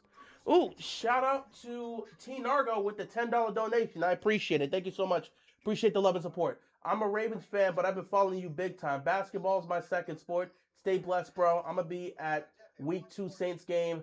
Get at me if you're going to be there. Keep pushing the vids. I appreciate that, man. I'm looking to go to some Ravens games this year. I got to see if my schedule aligns with that. I would love to be at that home opener because it'll be the first game of the Mentor era. So if I can get there for that, that'd be cool. But it depends. I don't know. My schedule could vary. If I'm able to, I will. But it also could be a situation where I'm not there until like the primetime games. But yeah, definitely hit you up, man, if I'm at that Week 2 game. If not, we'll probably just be here streaming the games. But yeah, I appreciate the love and support. Thank you so much for the love and support. But yeah, I'm very excited for this upcoming season. Been seeing a lot of stuff from Ravens OTAs as well. I really think the one thing I've really enjoyed from what we've seen there has been the drill, the end of practice drill that Mentors implemented, where it's the whole be at your best when your best is needed, when they're doing the whole medicine ball challenge. It's actually pretty cool to see how it's bringing the players together. And you can just tell you're watching this. The vibes are just different, man. The vibes are just different surrounding the team. The energy is different. The vibes are different. You could see it. You can clearly see it. And it's not even a situation where us fans are just gassing it up. The players themselves have said the vibes have been different. Derrick Henry has said it. Lamar said it was a breath of fresh air because everything's new. Even I think Malachi Starks was on NFL Network the other day. He spoke about the vibes being different. You've just seen so many players speak about how the vibes have been different surrounding this team right now, and now the energy's been great. So it seems like the team really needed a reset, and right now they're enjoying everything because everything's just new. Everything's new, and it's great to see. Excited about some of the things I'm hearing about the offense, so we'll see what Declan Doyle's got in store. But yeah, I'm just excited. I'm just excited. Obviously, we are sitting here vibing. My team's not in the playoffs, so I'm just here as a spectator. The years that we were competing to try to get to the finals, those were stressful years on the channel. But with the Miami Heat. But other than that, I've been vibing. I don't really care who wins. I'm just here to enjoy great basketball. But obviously, as soon as the finals ends, we have that month of nothing. Because I think we have, 2 weeks left?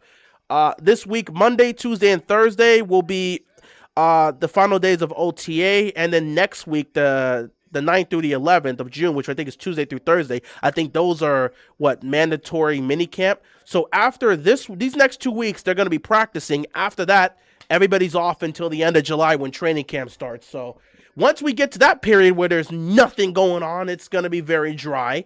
But other than that, I'm enjoying this right now. We in the finals and stuff. Well, we in the conference finals. Going to be in the finals Wednesday, so we'll see how things go. And we are back at it for the second half of this game. Spurs up by 3. Thunder get the ball coming out, and here we go. Jay Will, the tie the game, can't get it here.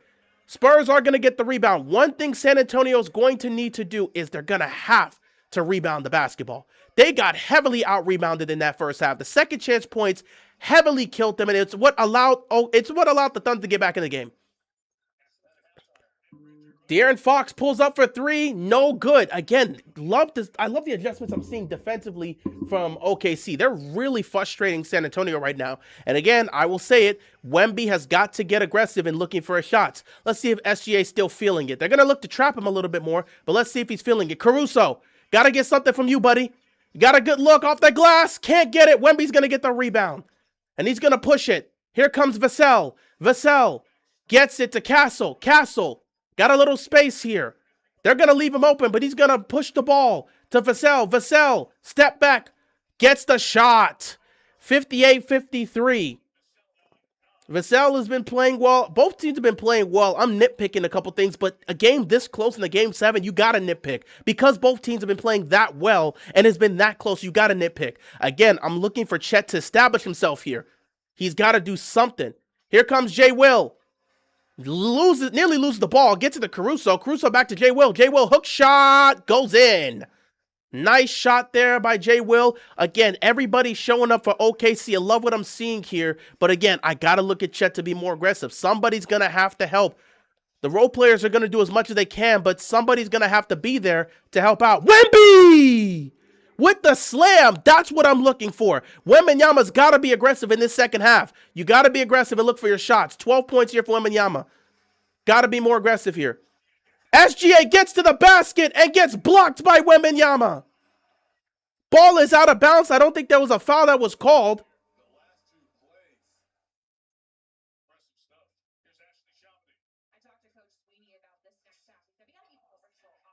Nah, it was just a block. I thought they called a foul. Good defense by Wemby. He just blocked Shea. Destroyed that basketball. Oh my God. Thunder nearly turned the ball over, but Shea's able to get the ball back. Shea one-on-one here. He's going to get a tough shot from 3. Shea is unleashed. He's emptying the clip for game 7, doing everything you want him to do. Love what I'm seeing from Shea tonight. We needed this Shea. People have been talking mad crazy about this man. We needed this from him. And here comes Wemby being aggressive. He's not able to get the shot. He ends up knocking the ball out of bounds. Good defense right there. But I love seeing Wembanyama be more aggressive and looking for his shot. You got to see Wemby be aggressive here. 60-58. Right now, Shea is cooking. If they're going to let him go one-on-one, he's going to cook everybody in front of him. Caruso gets it to the corner. Chet, take the shot! Caruso for 3. Got it! Thunder take the lead. I'm getting so sick and tired of Chet, man. If you don't want to play, dude, just get out. You're wide open for 3. Take the shot. Castle gets blocked, but the Thunder are able to fight for the ball, and it's going to be out of bounds on the Spurs. It's going to be Thunder ball.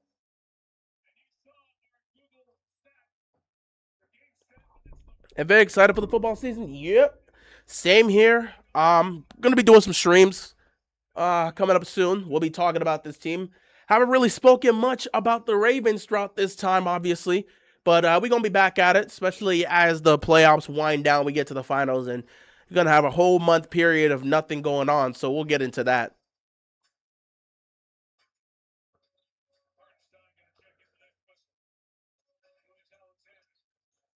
SGA. And there it is. Finally, SGA is able to get that foul. Pump fakes. Gets Castle in the air, and he's going to the free throw line.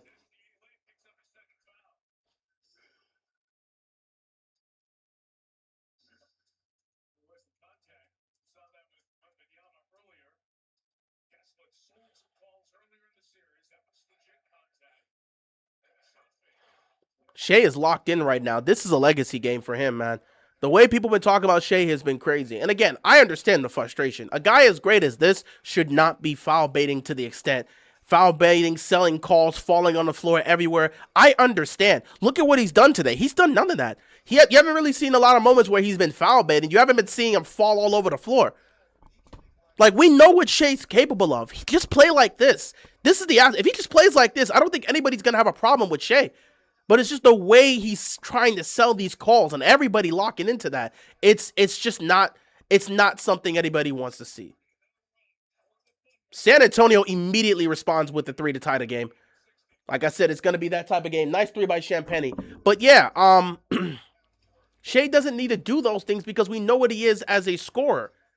This guy is literally challenging for the best player in the world. He doesn't need to do those things. So I understand the frustration. That's a bad play, right? That's a bad pass by Lou Dort.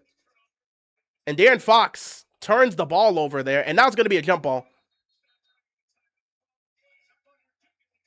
Oh, they got the timeout. So, bad pass by the Thunder. Again, turnovers, don't like to see it, but they were able to get the ball back and call a timeout, so it's going to be Thunder ball. Nice play by Shea to knock the ball out of De'Aaron Fox's hands. And again, sometimes when you're surrounded by multiple players, man, you got to protect the basketball. At that point, you keep trying to force it. You gotta, I don't know. At that point, you keep trying to press it. Somebody's going to swipe that ball, and then all of a sudden, it's a turnover on you. I understand wanting to go fast on the fast break there, obviously, but when you're surrounded by multiple defenders, that's not the plan you want to go with.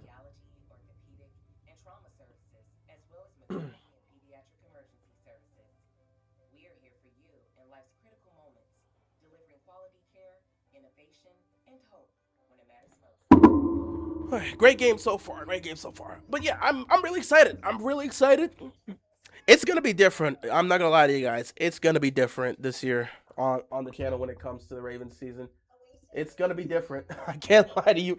If you've been on the channel the last couple of years, man, it has been very, very pessimistic, man. We've been pessimistic. It's been a lot of choking performances, a lot of frustration with the teams. We made the therapy sessions specifically because of how this team kept losing football games the same way.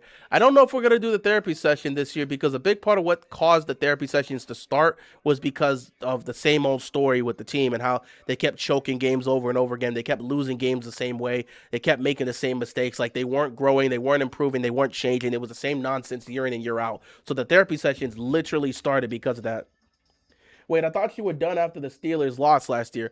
I stated clearly, if John Harbaugh's on the team next year, if John Harbaugh's the head coach of the team, I was not coming back. The only way I would come back was if they fired Harbaugh and the coaching staff. They then proceeded to fire Harbaugh and the coaching staff like 2 days later. So because of that, I came back. But if it wasn't for that, I was not covering this team. I started the season saying that if Harbaugh is not, I think I started the season when they blew that game against the Bills in week 1. I sat back and said, if Harbaugh's here next year, I'm not covering the team. And then after the loss against the Steelers, I emphasized this. I'm like, if Harbaugh is here next year, if they don't get rid of him and this coaching staff, I'm not covering the Ravens. And then a couple people asked me, would you come back if they fired Harbaugh? And I said, most likely, but I'd have to see what they choose to do. So I had to see what they were going to do with the coaching staff before I'd be convinced to come back. And they ended up hiring the people I wanted them to hire. So, yeah, that pulled me back in. In terms of head coach, I wanted Jesse Minter. They hired him.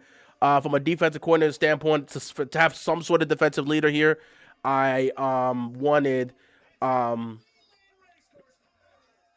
is this? Whatever. I wanted Anthony Weaver. I don't know. I think some sort of... I don't know what that was. Yeah, but I wanted Anthony Weaver. I thought that'd be a good candidate. They got him. Declan Doyle was one of the 3 guys I was considering for offensive coordinator. They got basically the guys I wanted them to get. I wanted them to fire Harbaugh and this coaching staff, and the guys I wanted them to get to replace these guys for the coaching staff, offensive coordinator, defense coordinator, head coach. They went out and got those guys, so that kind of changes the overall aspect. But I did say that would be the only thing that'd bring me back. If this team was to fire Harbaugh and the coaching staff and make legitimate changes for the first time in 18 years, I would be convinced to come back. They made legitimate changes this year, fired the entire coaching staff. And so it helps push me back into this. But, we'll see. I'm excited for the season because we made legitimate changes. And now I don't know where things are going to go. So 9 to shoot here, kickball. It's all tied up at 63, 7:50 left to go. We are in for a masterclass of a game 7, man. Winner of this goes to the NBA Finals. I don't have a what's it called? I don't have a horse in this race. This is not my team. I'm over here still thinking about how Pat Riley's not going to do anything this summer. So I'm a Heat fan. I don't really care who wins this. Just go beat the Knicks. Hartenstein, push shot. Not there. Wemby gets the rebound. That shot has been working for him. Here comes Castle, gets it to Wemby. Wemby drives, corner, Champagnie 3, no good, but he's fouled. Lou Dort fouled him on a 3-point shot. So he's going to the free throw line for 3 free throws.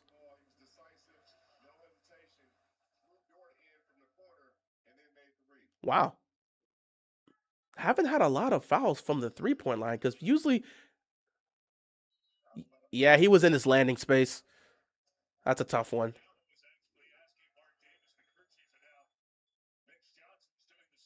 And now Wembanyama's talking to Bismack Biyombo so they can keep on hyping him up because they got to keep him engaged.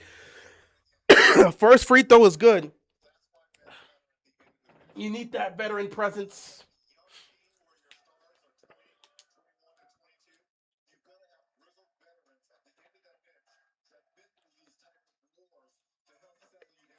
Champagnie misses the second free throw.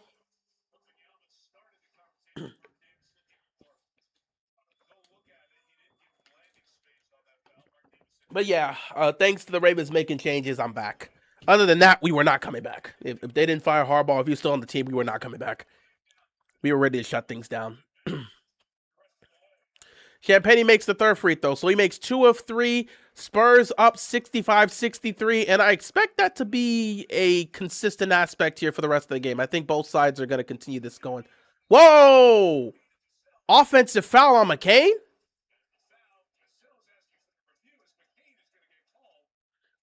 What just happened? So they're going to call an offensive foul on McCain because he just dropped Vassell to the floor. I got to see this. Looks like they got tangled up. Whoa! It's a lot of contact there. Like, Thunder fans aren't booing because they watch. Look at him. Yeah. You can't even argue that. Damn near suplex the dude on the ground.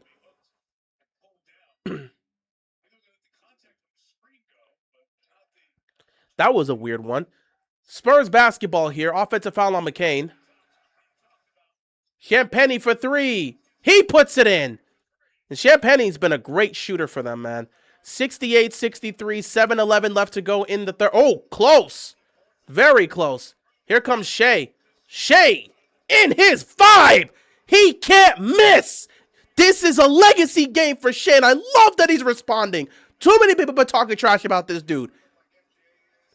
Nothing feels better than when, oh, nice defensive play. Oh, they got the rebound. Champagnie with the rebound.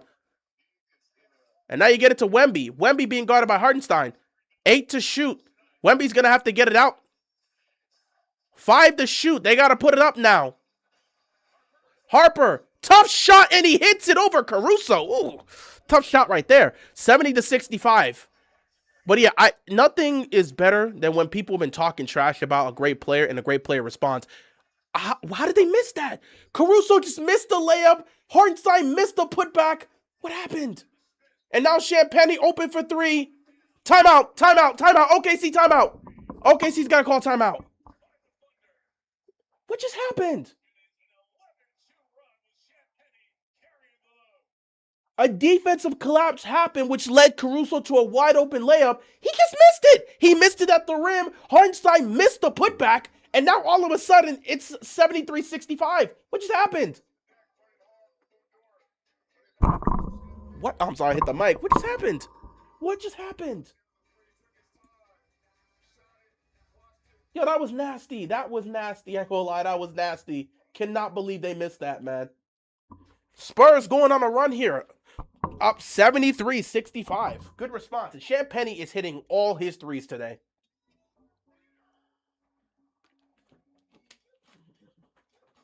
My name is Daniel. I've been a barista for 8 years, but I wanted to bring my take on real coffee to the community, and my Toyota BZ helped me get there. Imagine what you can do with an all-electric vehicle that gets you. Toyota, let's go places. Put my body on a pedestal. Celebrate it. Marvel at it.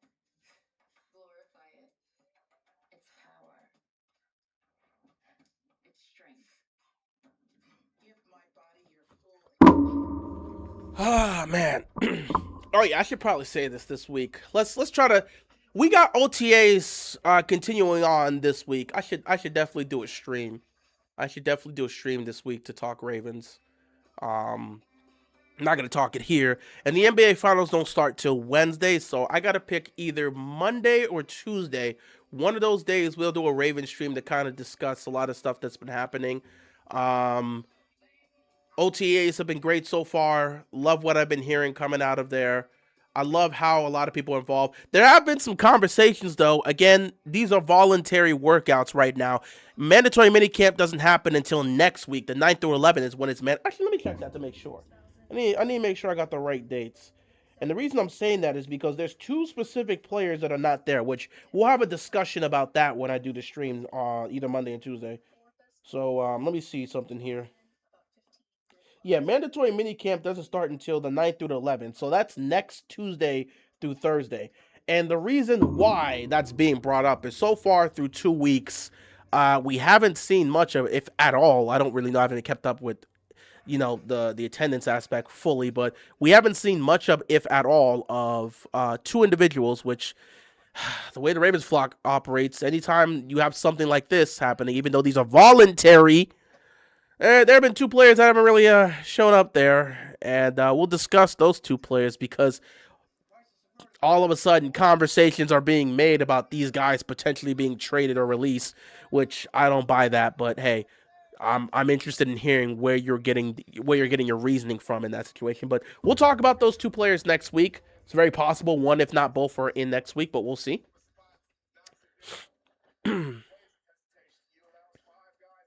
That timeout was needed for OKC. San Antonio just went on a run. They're up now 73-65. He is two totally different players when he plays in hesitation and when he plays decisive. He goes, the Spurs go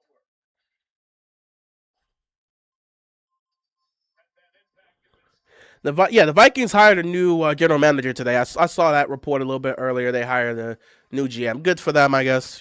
That's been very interesting in seeing how that goes because the media talked to both Kyler Murray and JJ McCarthy, and the responses from those two were vastly different. That's all I gotta say. 73-65. Spurs have gone on a run. OKC's got to respond. That's a no foul on the call. They're gonna call that a turnover on Caruso. No foul. No foul? Let me take a look at this. Hold on for a second. Was there enough contact, or they're just saying he tripped and fell? Let me see this. Hold on.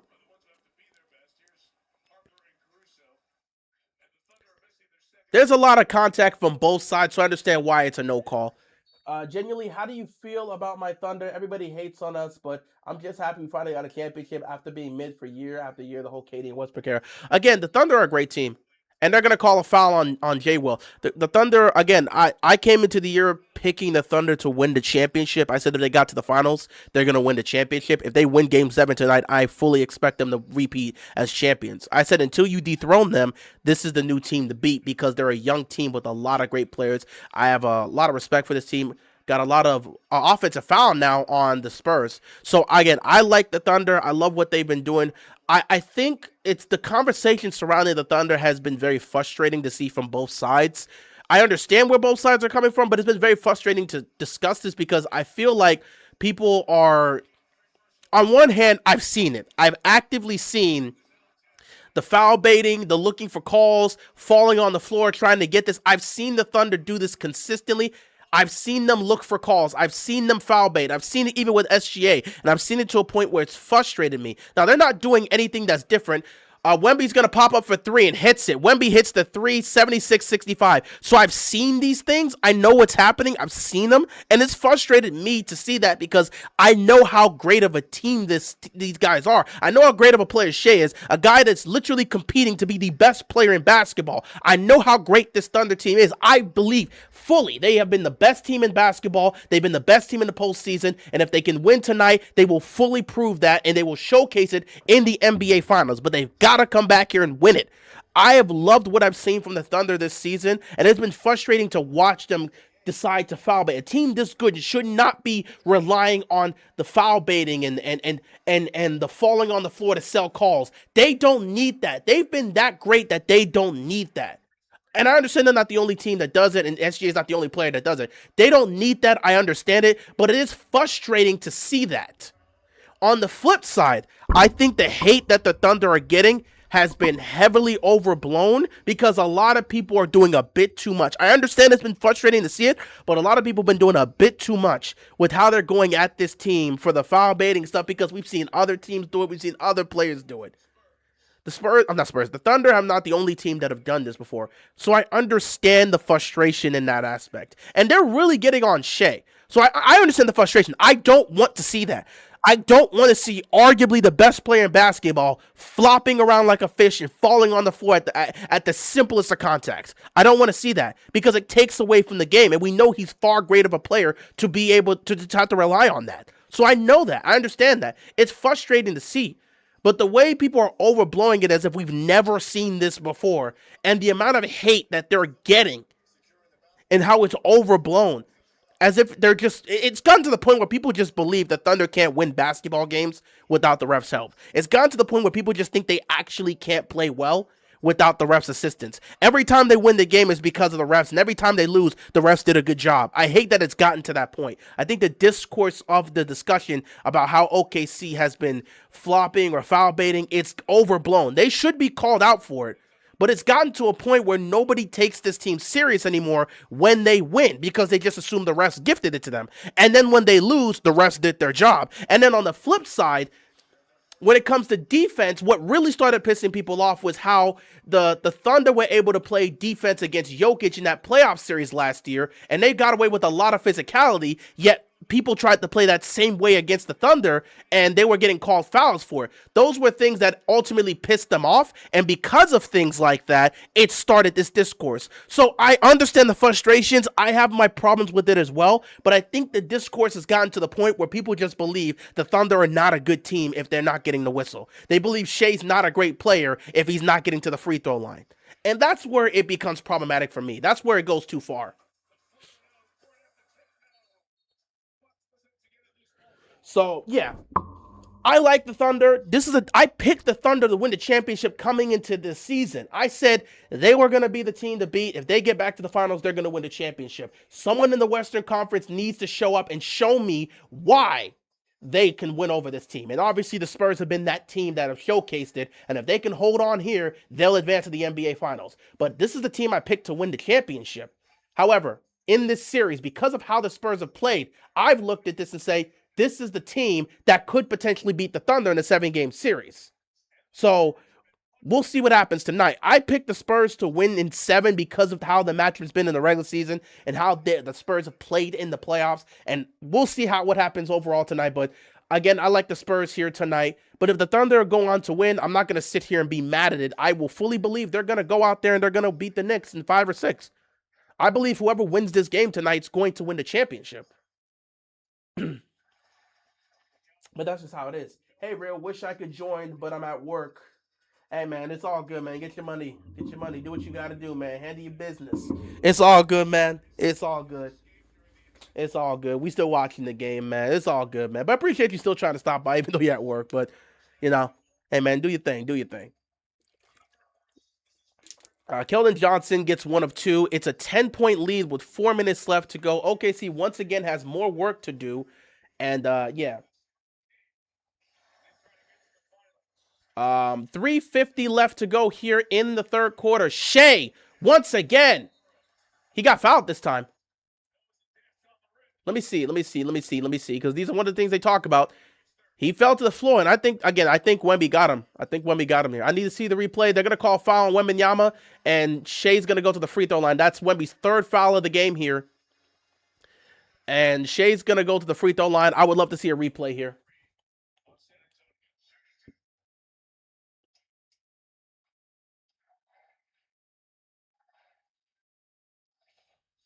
Understandable. I want us to get Giannis. I'm greedy. We gotta counter Wemby. You don't need Giannis. Again, if you win tonight, you would have beaten this team with Wemby still being on the court. The Thunder don't need Giannis. I know you want to get greedy, but the Thunder don't need Giannis, okay? You don't need Giannis. You're arguably the best team in basketball, and if you win this tonight and go to the finals, you're probably going to win the championship. 77-69, 3:45 left to go. The Spurs with the ball coming up the court. De'Aaron Fox. Fox gets it to Johnson. They're going to leave Johnson wide open for three. Johnson's shot is not there. I would keep leaving Keldon Johnson open. If he's going to settle for those threes, I'll take it. It's better than giving up anything else. If that's Champagnie for three, do not leave him open. If that's Castle for three, don't leave him open. Wemby for three, you kind of have to live with it, but you don't want to leave him open because he can hit those. But Johnson, if he ain't... Okay, see, now that's where the problem comes in. Now, when Shea starts doing things like that, that's where it becomes problematic. I don't like when Shea does things like that because I don't think he has to rely on it. But again, he's not the only one in the league that does this. Everybody foul baits. Everybody sells. Everybody's going to foul bait. If you pump fake and get the guy in the air, obviously lean into his body and get it. He's not the only one to do this. So again, I understand the frustration. I understand why people get pissed when they see that happen. It's annoying. You don't want to see that happen. I understand the frustrations when you see something like that happen. I understand. I do understand. Because Shea doesn't have to rely on that. But he's not the only one that does it. Now, again, I don't like seeing it. Again, you don't need to rely on this. Let's just play the game. We don't need to just start foul baiting and trying to get everybody in the air just to get free throws. I don't like seeing that. I want to watch the game. Like, you don't need to see that. But at this point, you've played 7 games. You know what he's going to do. Just be smart about it. If this is anybody else, don't do it. But if it's Shea, why are you going to fall for the pump fake? There's a great chance you're not going to block the shot anyway. Why are you jumping in the air against Shea? Like, at some point, you got to be smart. You know who you're playing against. Be smart. Don't fall for it. That's my thing. You know who you're playing against. Vassell, mid-range, no good. Wemby gets the rebound. Wemby gets it out to Fox. Fox to Vassell. Vassell's going to pop the three. No good. It's going to go back to the Spurs. Fox has got it this time. Now you're going to get it to Wemby. Wemby, 10 seconds on the clock. Wemby, he's going to step back for three. And he's going to miss. And it's going to be an offensive foul here on the Spurs. The Thunder are coming back. And that's going to be the bonus now.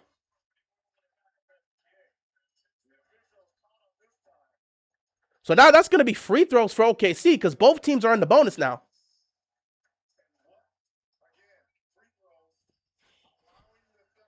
And now this is where the conversation is going to come in, man. The Thunder are getting back in the game because of free throws. And that's where people are going to get pissed off.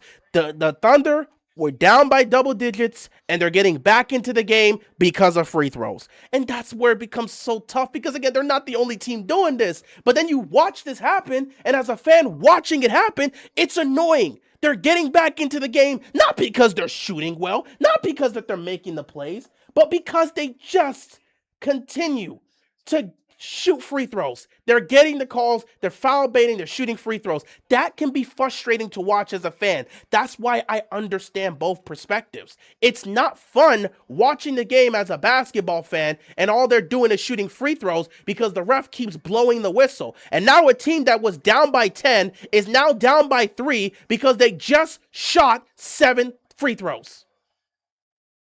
So now you see where the conversations come in. So I understand the issue. I understand the problem. De'Aaron Fox. That's what you need to see from De'Aaron Fox. Continue. Again, De'Aaron Fox has been playing his role really well today. I love what I'm seeing from De'Aaron Fox. Continue to bring that up. But again, this is where the Spurs got to be smart. You're in the bonus. There's 2 minutes left. Don't let, this is what I'm talking about. Just let him shoot. Just let him shoot. Just let him shoot. Don't get in his space. Let him shoot. Don't fall for the pump fakes. De'Aaron Fox, now he gets fouled. He's going to the line for free throws.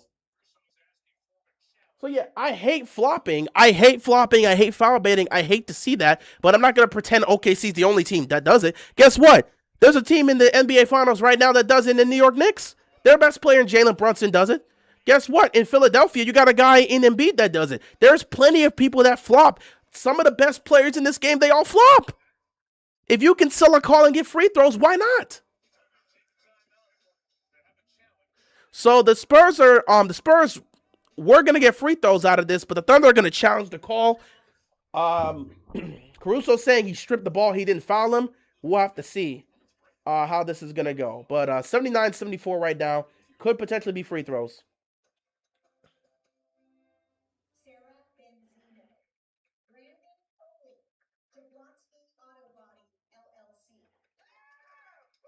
What'd she call her? Oh, you mean Jablonski Auto Body LLC? They actually sold the twins' naming rights. You know, like stadiums do. Kids are so expensive these days. Here he comes. Oasis Breeze Tan and Spa. Me a can? I'm your man. All right. I gotta get ready for this other aspect here.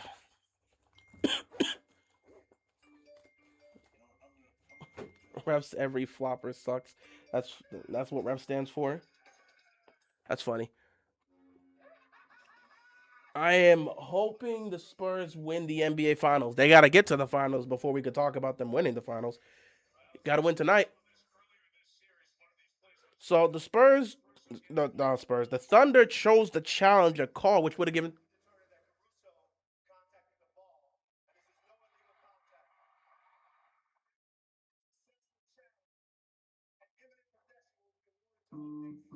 Huh. So the Thunder challenged.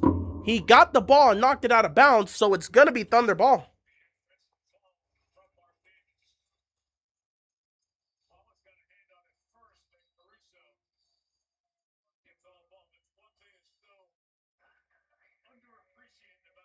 Wait,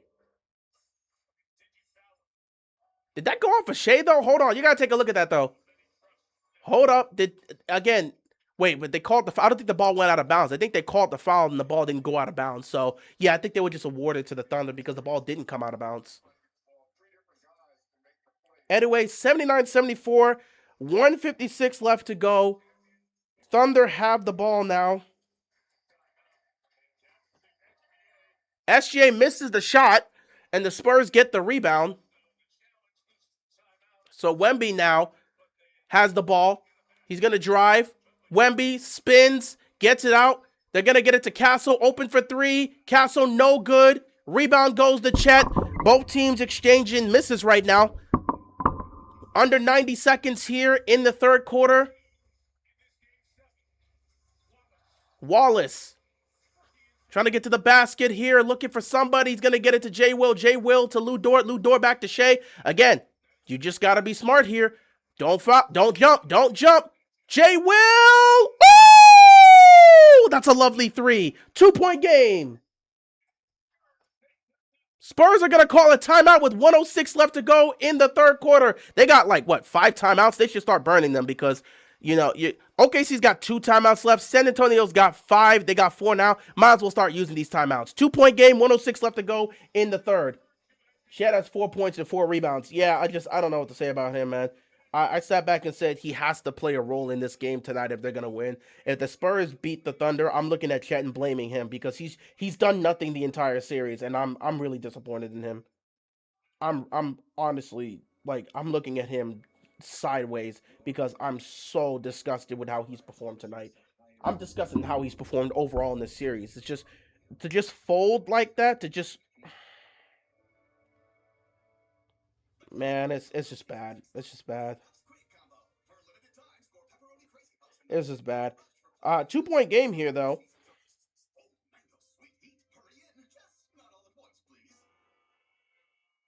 What is this? Mountain Dew Mango Rush Hour or something? I love this. And I love these crazy puffs. I hope we're stuck here forever. Keep it moving, ma'am. Try the Crazy Puff Scrape Combo for $4.99, only at Little Caesars.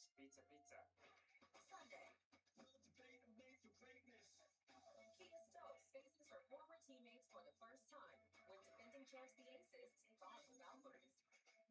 WNBA, Sunday on NBC and Peacock. Well,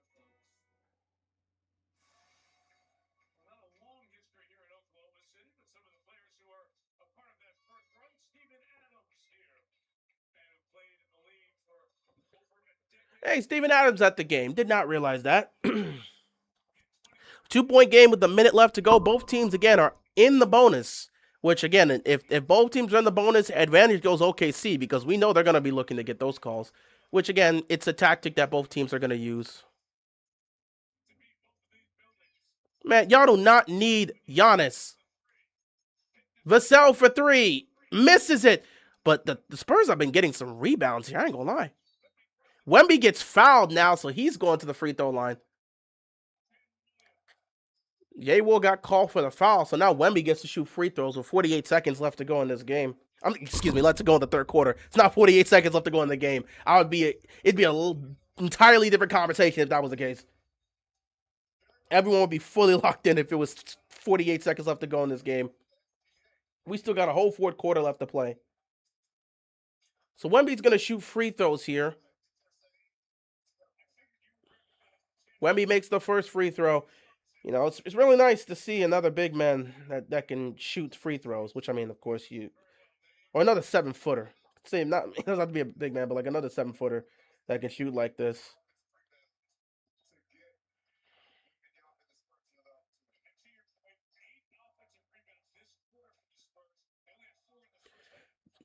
I do like the adjustment I've seen from them. I talked about them getting these offensive rebounds and creating second chance points. They've done a great job of that in this quarter, in fact.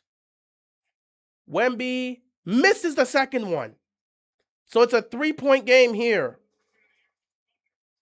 Thunder have a chance to tie it. 40 seconds left to go in the third quarter. Shea, bit my tongue. Shea with the ball. He's going to drive. Going to get it out. Wallace, without hesitation, doesn't hit it. And somehow the Spurs are able to get away with this. I thought he was going to call a timeout, but somehow he was able to get it to his teammate. This will most likely be the final possession of the quarter here. 6 to shoot. Somebody's got to come here and help. De'Aaron Fox gets it to Wemby. Wemby, 2 seconds. Wemby puts up the shot. No good. 1 second left. They're not going to be able to get it off in time.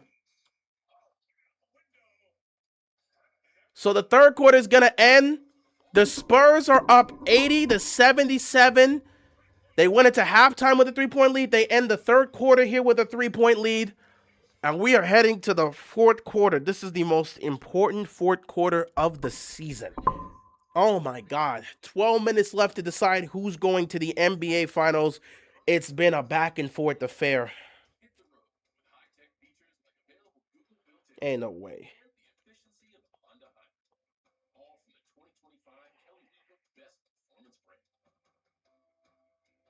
Right now, you can get $319 per month lease on a 2026 CRV all-wheel drive sport hybrid.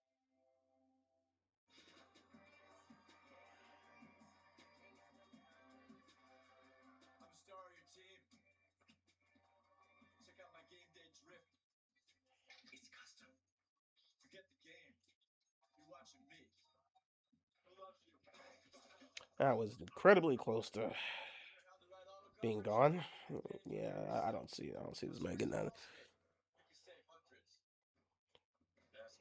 Yeah, Saki. Jeez. We know what to expect here. 3 quarters in. 3 quarters in. 3 quarters of craziness, and we are approaching the fourth quarter. Winner will go to the NBA Finals. Loser, season ends here, man. 12 minutes to determine who's coming out of the Western Conference. The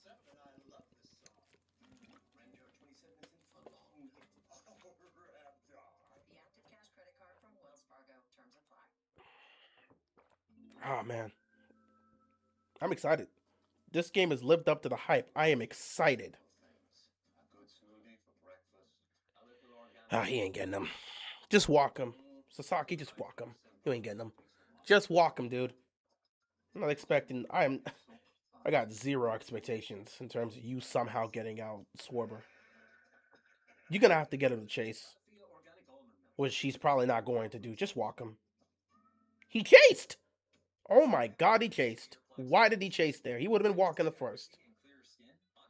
Shout out to Sasaki. I'm surprised. Why did Swarber chase there? Why did he chase? I mean, that's a good pitch right there, though. I'll give him that. That's a good pitch. But I'm surprised. He didn't need a chase there. I'm not going to be mad about that. All right. Fourth quarter coming up here. 12 minutes. Actually, this is the perfect time for me. Hold on. Let me be right back. Let me go do this real quick. Fourth quarter action coming up.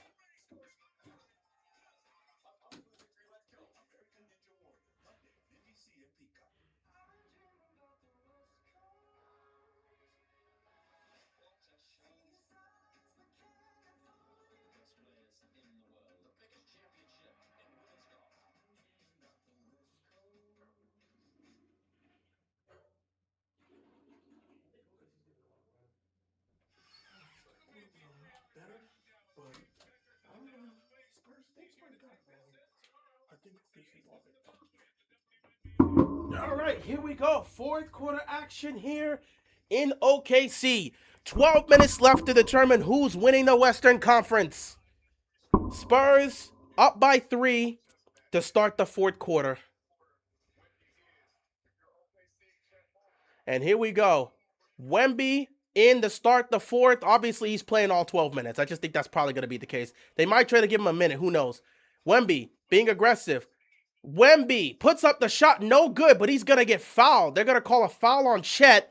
Wemby's going to go to the free throw line.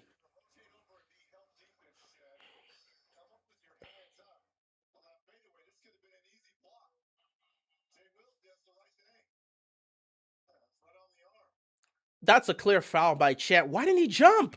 Just jump. You didn't need a. You should have jumped right there. Oh my goodness. Wemby at the free throw line. Spurs up by 3. First free throw attempt for Wemby here is no good. He misses the first free throw. You'll take that, man. Shea on the bench to start the fourth. They're going to try to give him as much rest as possible and try to get him in. Probably give him like 2 minutes of rest and then try to get him in. We'll see what happens here.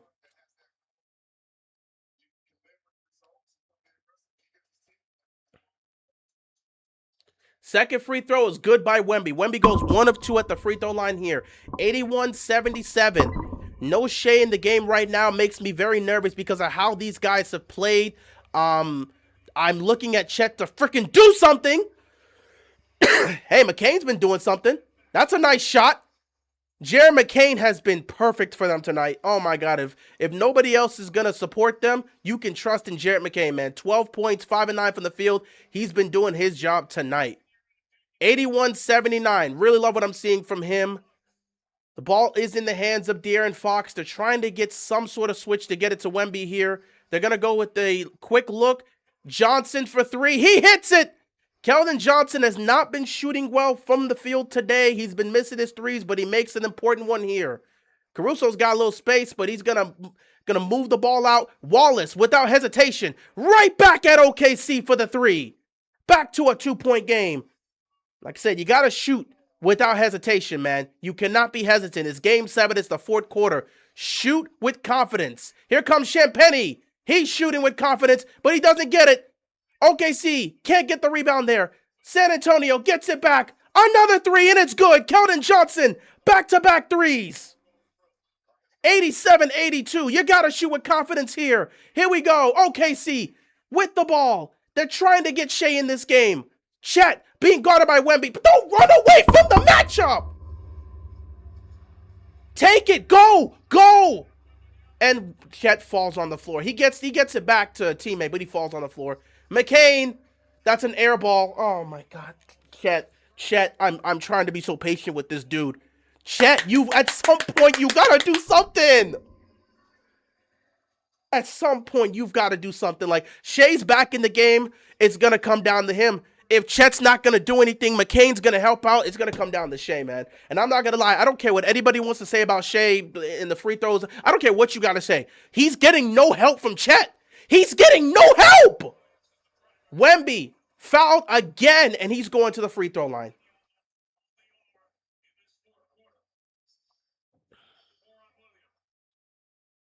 And Jay Will's going to be called for his 4th foul. And again, you don't have to like it. And Wemby's not foul baiting here. He's not foul baiting. He's just pulling up. But the guy's 7 feet. And he got him. He hit his arm.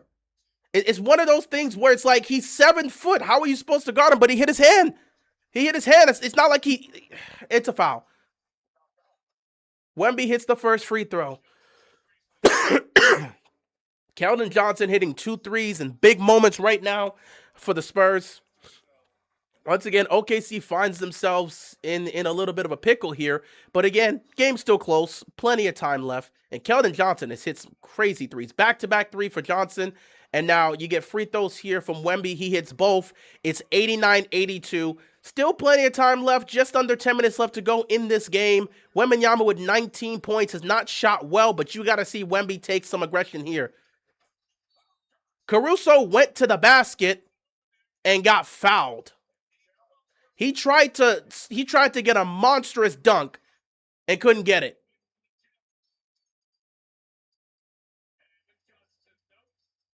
Let me take a look at this.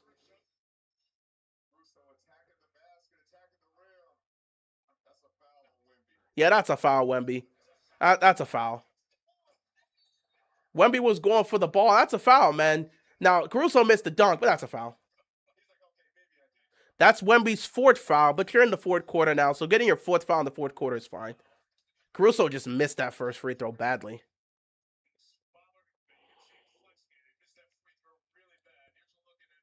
Might have hurt his hand when he when he went for the dunk. He might have hurt his hand. That definitely showed it because Caruso missed that free throw badly. He makes a second free throw, though, so you'll take that. 89-83. OKC with 2 fouls in this quarter. San Antonio with their first foul here. The free throws have been close. 19 for San Antonio, 21 for OKC. Free throws have been close here, and it's just a tough game. De'Aaron Fox is going to pull up for 3, and he sinks it. De'Aaron Fox playing the best game of this series for him. 92-83. The shooters are out for San Antonio. OKC's got to respond here. And Chet loses the ball, gets it back, and now Chet is going to get it out to Shea. Shea one-on-one here. Shea's going to drive. Shea gets it to Caruso. Caruso gets it to Wallace. Wallace open for 3. Puts it in. This is where your role players have got to show up. OKC understands the moment. 92-86. He's literally scared of Wemby. You can see it. It's so bad. It's so bad, man. It's so bad. Wemby with the ball. Wemby at the top of the key. He's going to pull this for 3. And he hits it. Wembanyama from 3. Hits the shot. 95-86. And again, the 3-point shooting for San Antonio, it's been here. Now Shea answers with the 3. He can't hit it. Everybody collides, but the Spurs come away with the ball. 95-86. Spurs have an opportunity to do something with this here. Wemby to the corner. Harper for 3. No good. Rebound goes to OKC. Can the Thunder push? You got Shea open. You got Shea open. Caruso, you had Shea open. You had... Oh, my God. Caruso, please. The ball movement. Another timeout. OKC's got to call a timeout. The Spurs are up by 11. The ball movement's here. The Spurs are taking over. 8 minutes left to go. Spurs up 97-86. The Thunder are making mistakes. The Spurs are taking advantage. Will the defending champions respond? Down 11, 8 minutes left to go. Will OKC be able to respond? The ball movement. Keldon Johnson showing up in the 4th quarter. Wembanyama showing up in the 4th quarter. De'Aaron Fox showing up in the 4th quarter. I swear to God, I don't care what anybody has to say. I don't want to hear a damn thing about Shea after this game. Everybody needs to turn their attention to Chet, who's doing nothing. He's doing nothing. The MVP with the season on the line has shown up and is trying to carry his team. The role players have shown up. There's no J-Dub. Chet, what are you doing?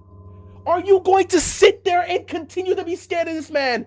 Help Shea. Help! I kid you not. I don't want to hear a single thing about SJA after this game, man. I need everybody to turn their attention to Chet if the Thunder lose tonight. He's done nothing. Matter of fact, hold on for a second. I need you to understand this. Shea, we got 8 minutes left to go. Spurs up by 11. Wembanyama's got 22 points, 7 rebounds, 2 assists. He's playing well, and everybody's playing well in the starting lineup, so they're sharing the ball. I need you to understand this. SGA has played 35 minutes. He has 31 points on 10 of 18 shooting, 6 assists, and 4 rebounds. Chet Holmgren in 30 minutes has taken 2 shots, 4 points, 4 rebounds. I need you to understand this, man. If the Thunder lose tonight, we got 8 minutes left, anything can happen. If OKC loses tonight, I don't want to hear about SGA. I don't want to hear about nobody else. There's only one person that's getting this blame, and it's Chet Holmgren for doing absolutely nothing. Caruso has 10 points. Jay Will has 11 points. Jared McCain has 12 points. Your bench is literally giving you the support. Your bench is giving you the support. The MVP is up to 31 points. So your best player is playing at a high level when he needs to. Your bench is supporting you. 11 from Jay Will. 10 from Caruso. 12 from McCain. You're getting everything you need. And yet you have Chet Holmgren out there for 30 minutes. 4 points, 2 shots, 4 rebounds. The guy is a 7-footer, and he refuses to even try to go near Wemby. I've never seen a man this afraid to play against them. Like, no. We got to talk about this, bro. We got to talk about this. In the history of the NBA, have we ever seen a 7-footer this afraid of another 7-footer? Like, you can lose the series and the guy can be better. I've never seen a 7-footer this fearful to even attempt to try to go up against another 7-footer.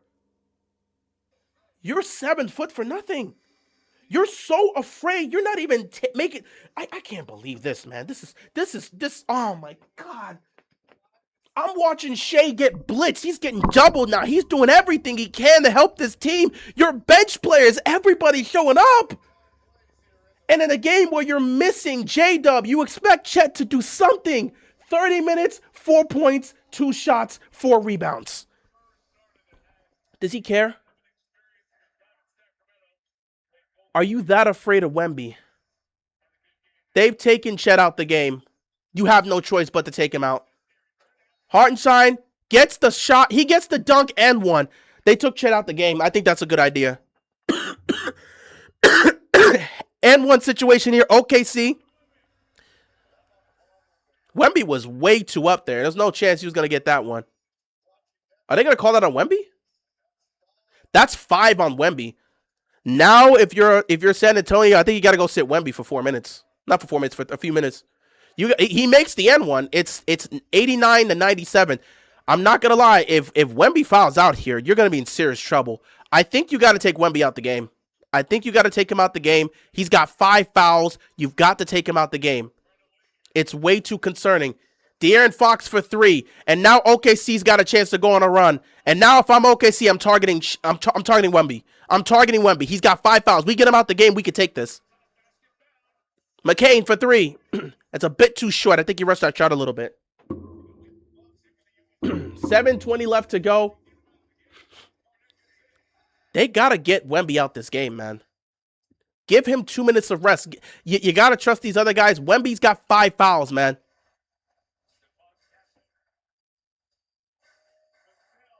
Vassell gets an open look and misses it. Again, I just think they got to take Wemby out right now. This is dangerous territory. You got to take Wemby out. SGA, it's 97-89. And now OKC's going on the run. They got to call timeout. I got to take Wemby out for 2 minutes. I got to bring Luke Cornett in. Got to take Wemby out. And I got to trust my guys with a 6-point lead. OKC did the right thing. Good timeout. Get Chet out the game. If he's not going to do anything, keep his useless self on the bench. If you're not going to do anything, you don't even care, you're going to go out there and play scared, sit on the bench. We're not going to lose this game because of you. Hartenstein can do better. We don't need you. Thunder going on a run. They still got some life left. Like I said, plenty of time, bro. If the Thunder lose this game because of Chet, I would be so disgusted. Sit him on the bench for the rest of the game. He doesn't deserve to play in this Game 7 now. You're done. Isaiah Hartenstein will give us all the heart and energy we need. And because Wemby's in foul trouble, now he has to go sit down for 2-3 minutes. And in those 2-3 minutes, San Antonio's going to have to figure out what they're going to do offensively. Advantage Thunder. Because Wemby's in foul trouble, the Thunder have the advantage.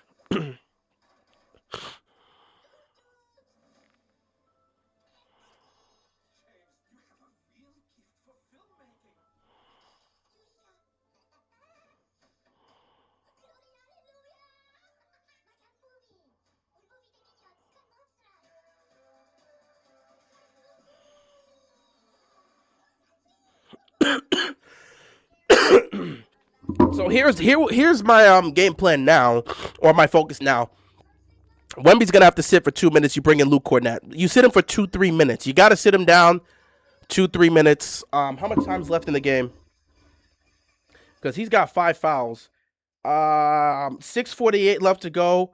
I would like to sit him until the final 3 minutes of the game, but that's a lot of playing time. So you got to see if you can sit him 2-3 minutes. In those 2-3 minutes, De'Aaron Fox, you're supposed to be the second best player on this team. You're the ball handler. I have to trust and believe that De'Aaron Fox, who by the way has shown up tonight, and again I have to keep looking at my phone because I'm looking at the points. De'Aaron Fox has scored 15 points on 50% from the field. I have to trust and believe De'Aaron Fox is going to be able to help out. So you're going to have to bring in Luke Cornett. You're going to have to bring in some of your other veterans as well. Cornett, again, you don't expect much from him. He's not really here to do much. At the end of the day, you got to survive about 3 to 4 minutes without Wemby. You got to get him back in within the final 3 minutes. That's what happens when your best player is in foul trouble. So the advantage goes to OKC. And OKC will have the advantage now, so they got to win the non-Wemby minutes, excuse me. This right here is a golden opportunity for OKC. With Wemby in foul trouble, you got a chance to get back in and potentially take control of this game. San Antonio, this is where these guys got to step up. You have De'Aaron Fox here for a reason. Why did you bring in De'Aaron Fox for moments like this? De'Aaron Fox is a guy that was a 25-point-per-game scorer in the playoffs when he was in Sacramento. You now have to rely on De'Aaron Fox to control the pace, limit the turnovers, get quality looks. Everybody's been showing up. The good thing about it is it hasn't just been Wemby dominating and nobody here. Vazel's been playing good. Castle's been playing good. Fox has been playing good. Keldon Johnson has arrived in the fourth quarter. Champagne's been good as well. You got guys hitting. You got guys making great shots. Continue to move the ball, facilitate well, get quality looks, and live with the results. But Wemby has got to be on the bench for the next 3 minutes. He's got to be in for the next 3 minutes.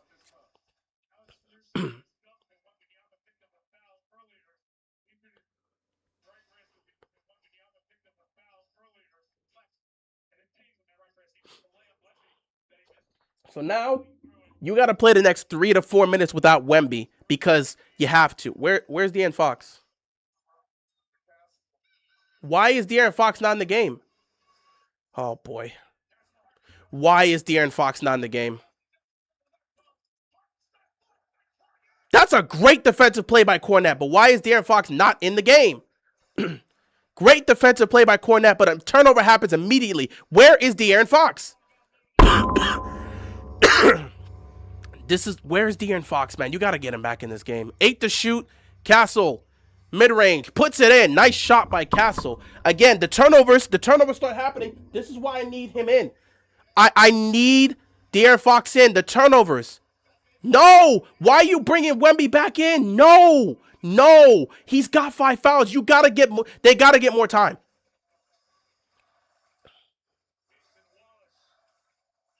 Hartenstein! He just lost the ball. Hartenstein, you gotta catch that ball. 99-91. Cornett made a great defensive play. Did he get hurt? Did Cornett get hurt? Because he just looked at his hands. Is that why they're taking him out? Because he got hurt? I don't like Wemby being in the game at this point with 5 fouls. At this point, I guess you got to tell him, bro. He's just got to be smart. Champagnie fakes, puts up the 3. He got it! Champagnie! The Spurs are hitting their threes. Oh my God, this is when you need your guys to hit their shots. Everybody's showing up for the Thunder. Meanwhile, Caruso, tough shot off the glass. Good job, Caruso. 102-93. It's still a game here. The Thunder just have to continue to play their game.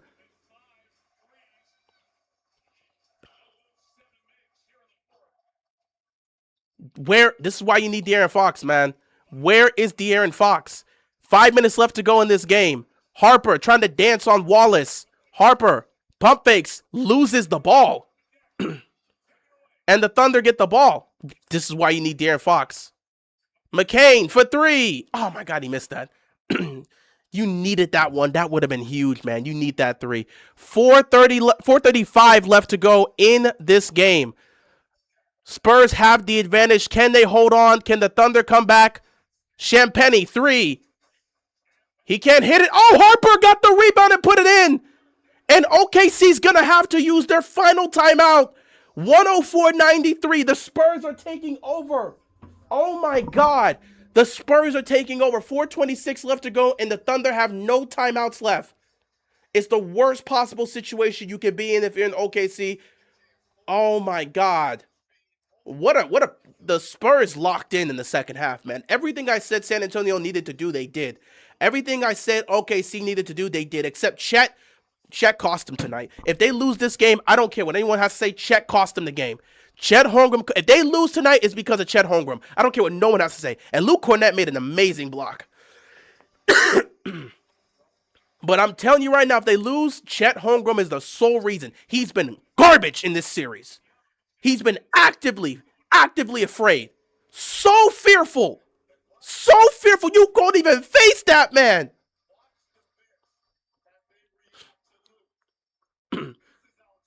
Luke Cornett might have made a momentum shifting play. That block.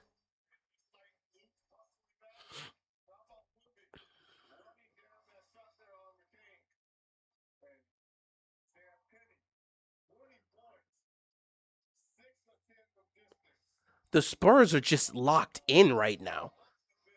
They're playing like the better team. This game is not over, but keep in mind OKC has no timeouts left. There's nothing to do at this point. San Antonio has all three of their timeouts, so if the Thunder go on a run, they can use the timeouts to stop the momentum. OKC has no timeouts left. None. 4:26 left. They got no timeouts left. And they're gonna take Wemby out to bring back in. Oh no, Wemby's still in. I thought they took Wemby out. 4:15 left to go. OKC's got to do something, man. Season's on the line. Shea, it's gonna have to be you now. And he puts it in. SGA, it's up to you, my guy, to save the season. To save the season, man. You got to give everything you got. I'm so sorry Chet Holmgren failed you. And the Spurs are gonna immediately use a timeout, man. Oh boy. I'll be right back. I cannot believe Chet performed like this, man. He really let me down today.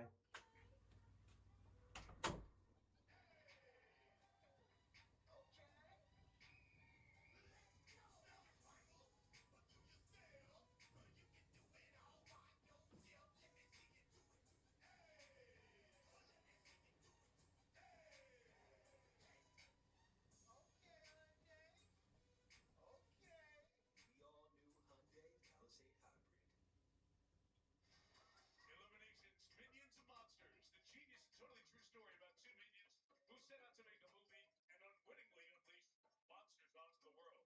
Check out Minions and Monsters only in theaters. It's a month away, July 1st. Tickets on sale this Monday. June 1st. Wembanyama was talking to the players in the huddle before the coaches came in. He's been playing well tonight. Victor Wembanyama, we asked for him to be decisive, to be direct in his approach. The time he has not hesitated. He's been the best player in the world, and he is now in his bag. On his right, left, one through fade. Knocking down the threes. And if you watch him, he's always with the ball right there. He said, throw it up. I'm the tallest player in the world right now. But then here comes Harper with his youthful energy, tipping the ball in after making a mistake, making it right. And that was a heat check by Sam Finney. That's why he didn't throw him the ball.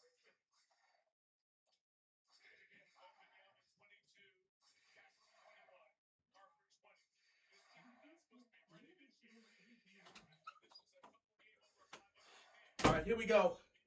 Under 4. 104.95. De'Aaron Fox back in the game. Harper with a devastating 3. 107.95. They can't miss right now. I don't know how much OKC's got left. They put Chet back in to do what? Shea's doing everything he can, man.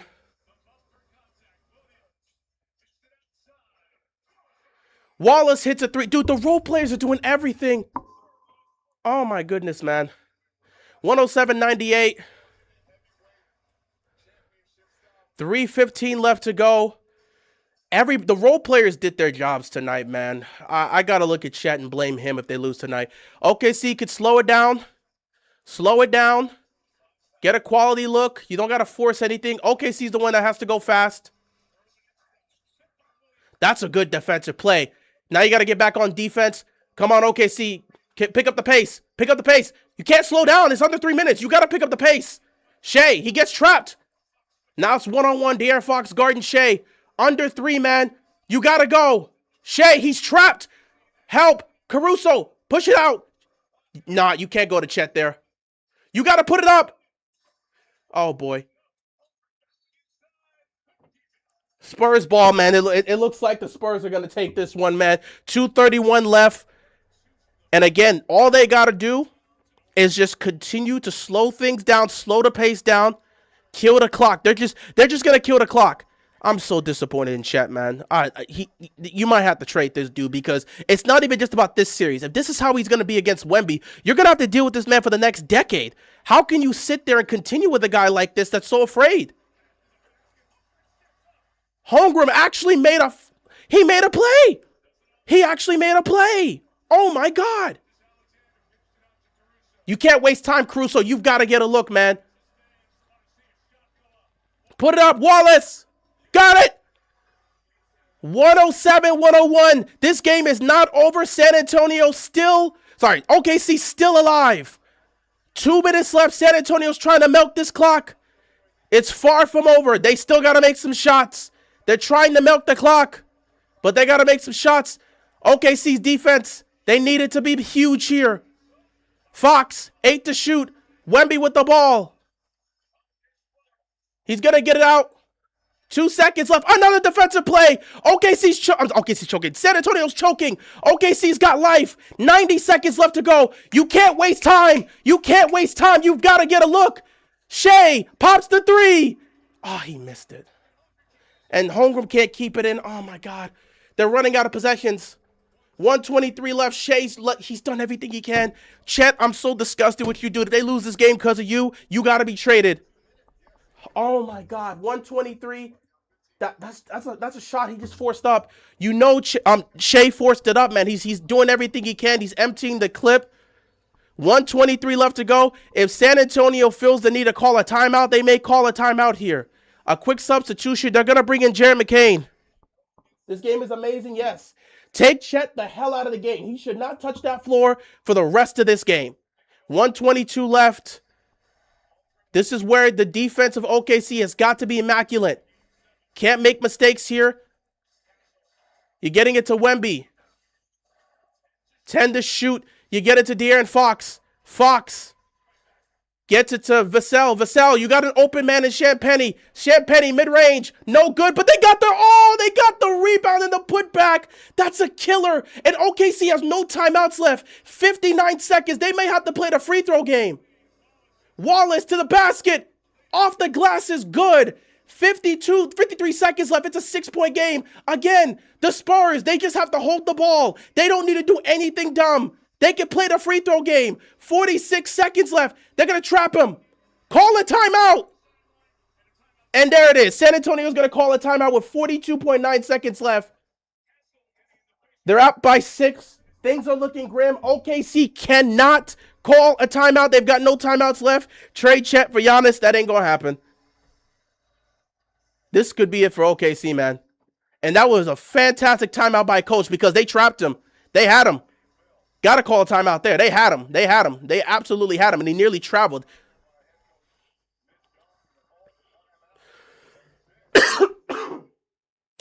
Well, we'll see what happens here when if this game ends with the Spurs winning. I said Spurs in 7. We all said Spurs in 7. We may get Spurs in 7, man.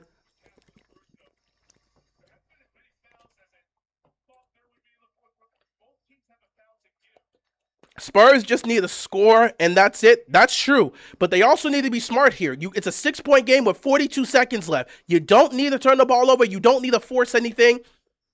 They're going to need to shoot free throws. Keep this in mind. They have to play the free throw game now. So put your best shooters out there. This right here, man, this is going to be a brutal way for OKC to go out, man. Because Chet Holmgren couldn't do anything for you. Chet is the sole reason they're going to lose this game today. I cannot believe Chet. I've never seen a 7-footer this afraid, man. Like, I've never seen this before, man.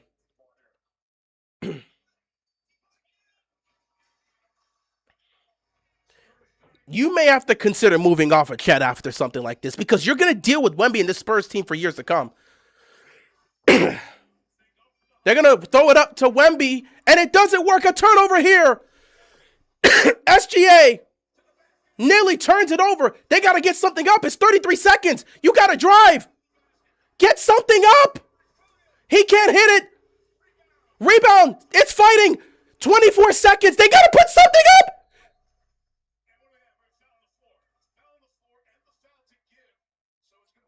22 seconds left. OKC's got nothing left, man.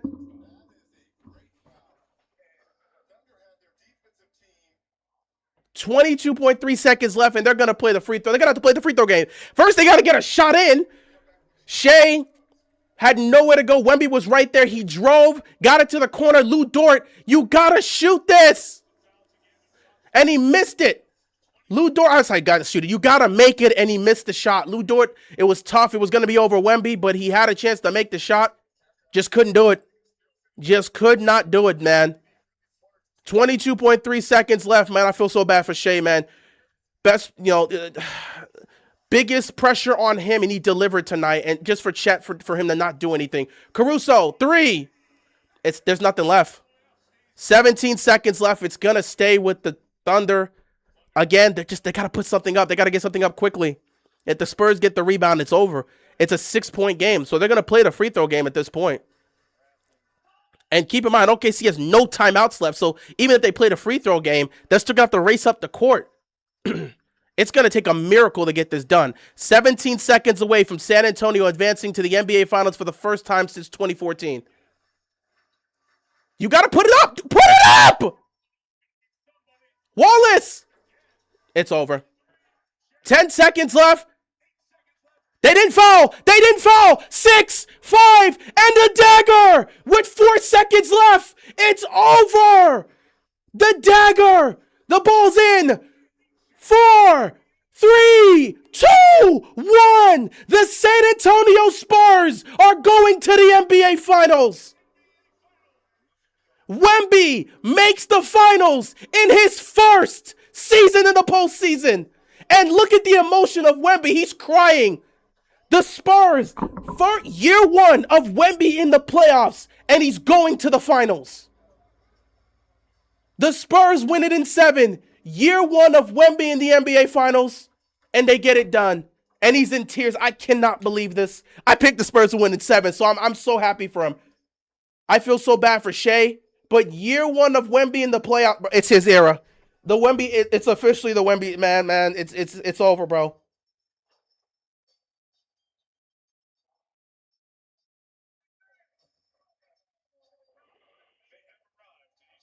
Wow.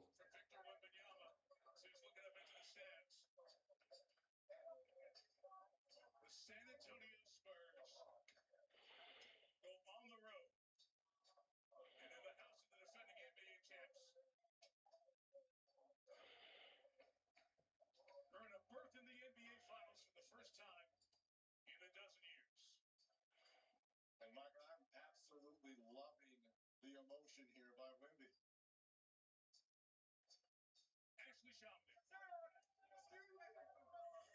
Julian, game 7 against the defending champs in their building. What allowed you to meet the moment and win this game? Man, we had a good team. Red team, if you will. We just, stay in the court, playing a good game. Wow. What are the emotions say about your team? I'm happy the Spurs won. Many people wanted this, man, but I feel bad for SGA, man. I feel bad for SGA, man. Chet Holmgren, man. Chet Holmgren. Nah, bro. Chet Holmgren, man. Nah, you gotta go. Wemby makes the finals in the first year he's in the postseason. Year 3 of Wemby in the league, first season in the playoffs, and he's going to the finals.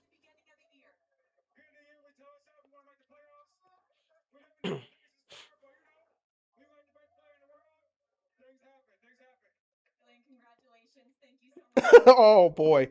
Oh boy. Twitter's about to get toxic. They're gonna blitz the Thunder, man. They're about to blitz the Thunder. Holy crap, they're gonna blitz the Thunder. Thunder fans better go into hiding, man. Thunder fans better go into hiding. They're gonna blitz these guys. They're gonna blitz these guys. Year 1 of the Wemby era. Year 1 of the Wemby era, man. Year 1 of the Wemby era, and the Spurs are going to the finals. And now we got a rematch of the 1990. This is so funny. I swear to God, sometimes life is weird. Life got to be a circle sometimes. Life has got to be a circle. The Knicks haven't made the NBA Finals since 1999. The first time the Knicks make the finals, they're going up against the San Antonio Spurs. In 1999, that group with Patrick Ewing in the squad, they get to the NBA Finals against the San Antonio Spurs with a young Tim Duncan and David Robinson, a Spurs team looking to establish a dynasty. That Spurs team's win, Duncan gets his first ring, and the beginning of a dynasty in San Antonio happens. The Knicks, from that time, don't even come close to making the finals. The Spurs go on to be a dynasty. They then fall off from a dynasty and then get their franchise player in Wemby. And now, 26 years later, the Knicks go to the NBA Finals and they're going up against a Spurs team with their young superstar in Wembanyama as they're looking to create a new dynasty. Bro, Nah. Life is a circle sometimes, man. Life is a circle. The Thunder are going to get blitzed. OKC's getting blitzed. They're going to cry and complain about everything. OKC is going to get blitzed, but yeah, this is all on chat. I don't care what anyone says. This is all got to be on chat, man. Yeah, the Thunder are going to get blitzed on Twitter, man. Oh, boy.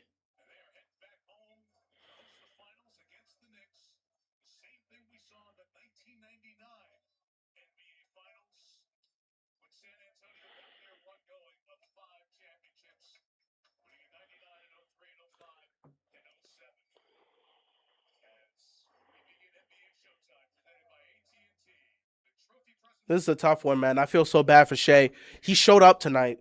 Before we head on out, couple notes, a couple stats to just take a look at here. This was the best game the Spurs have played as a collective team. This wasn't a Wemby dominates and we just go off of him. This was a we're gonna get Giannis. I don't if Milwaukee's stupid enough to take Chet and whatever first round picks you're gonna throw at them, then Milwaukee deserves all the stupidity they get. I would hope Milwaukee's not a dumb franchise that's just gonna hand the superstar to get Chet, who's a bum. But if the Milwaukee wants to be stupid enough to pull that off, by all means, go ahead. But yeah, this is the best game I've seen the Spurs play this year. And from top to bottom, when you look at it, the starting lineup, everybody showed up to play. Champagny with 20 points, Wembanyama with 22 points, De'Aaron Fox 15, Devin Vassell with 11, Stephen Castle with 16 points. You had 11 points from Keldon Johnson and 12 from Harper. The Spurs shot 45% from the field, 43% from three. They turned the ball over 12 times, and they ended up out rebounding the Thunder. Everything I said the Spurs needed to do, they did. Wembanyama needed to be more aggressive. He was. They needed to limit the second chance points. They did. They needed to get more aggressive on the glass. They did. They finished with more rebounds than the Thunder. So yeah, 45% from the field, 43% from three. They were scorching from three today. 20, I'm sorry, 40 rebounds, 12 turnovers. As for the Thunder, this is what I'm looking at here. I'm seeing 35 points from SGA. I'm seeing 35 and 9 from SGA. I'm seeing 17 points from Wallace. I'm seeing 11 from Jay Will. I'm seeing 12 from Caruso. I'm seeing 12 from McCain. I also see 7 from Isaiah Hartenstein, which again, you're not expecting him to be that. He only played 21 minutes, by the way. But you know what's very glaring? Two things. One, oh yeah, by the way, the Thunder finished the game shooting 45% from the field and 34% from three. So they were right there with the Spurs. They also limit the turnovers because they had 8 turnovers in the first half and 5 in the second half. They got out rebounded because they had 38 rebounds. The Spurs had 40. So the adjustments that the Spurs made, they did everything I said the Spurs needed to do. Great. The Thunder the Thunder made the adjustments and did everything I said they needed to do, except one.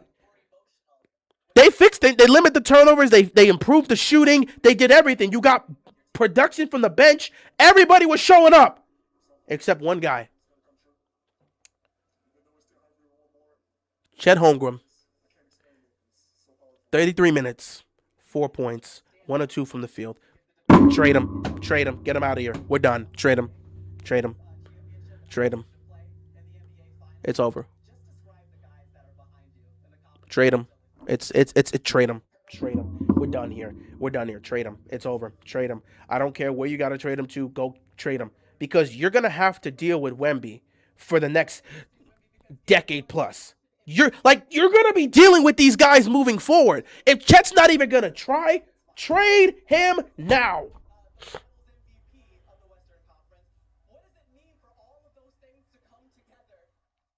Trade him. Trade him.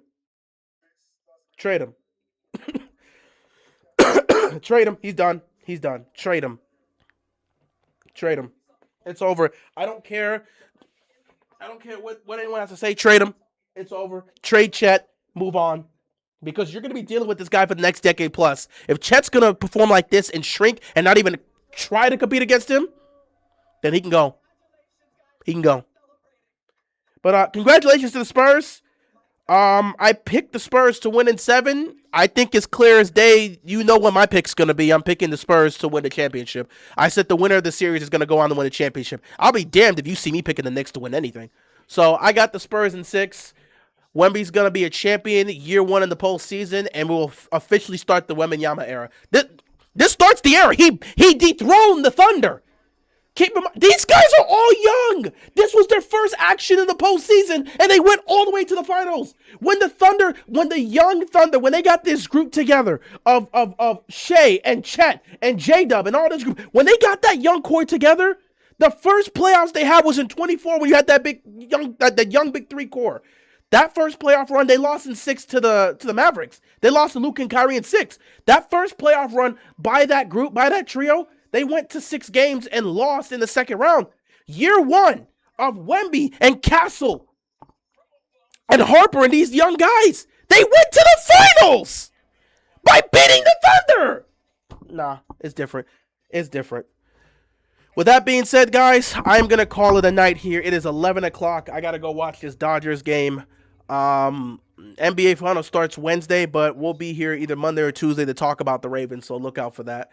That being said, this was a wonderful game. This Game 7 lived up to the hype, and the Spurs got it done like I thought they would, and I expect them to get it done in the NBA Finals. I got the Spurs winning the championship.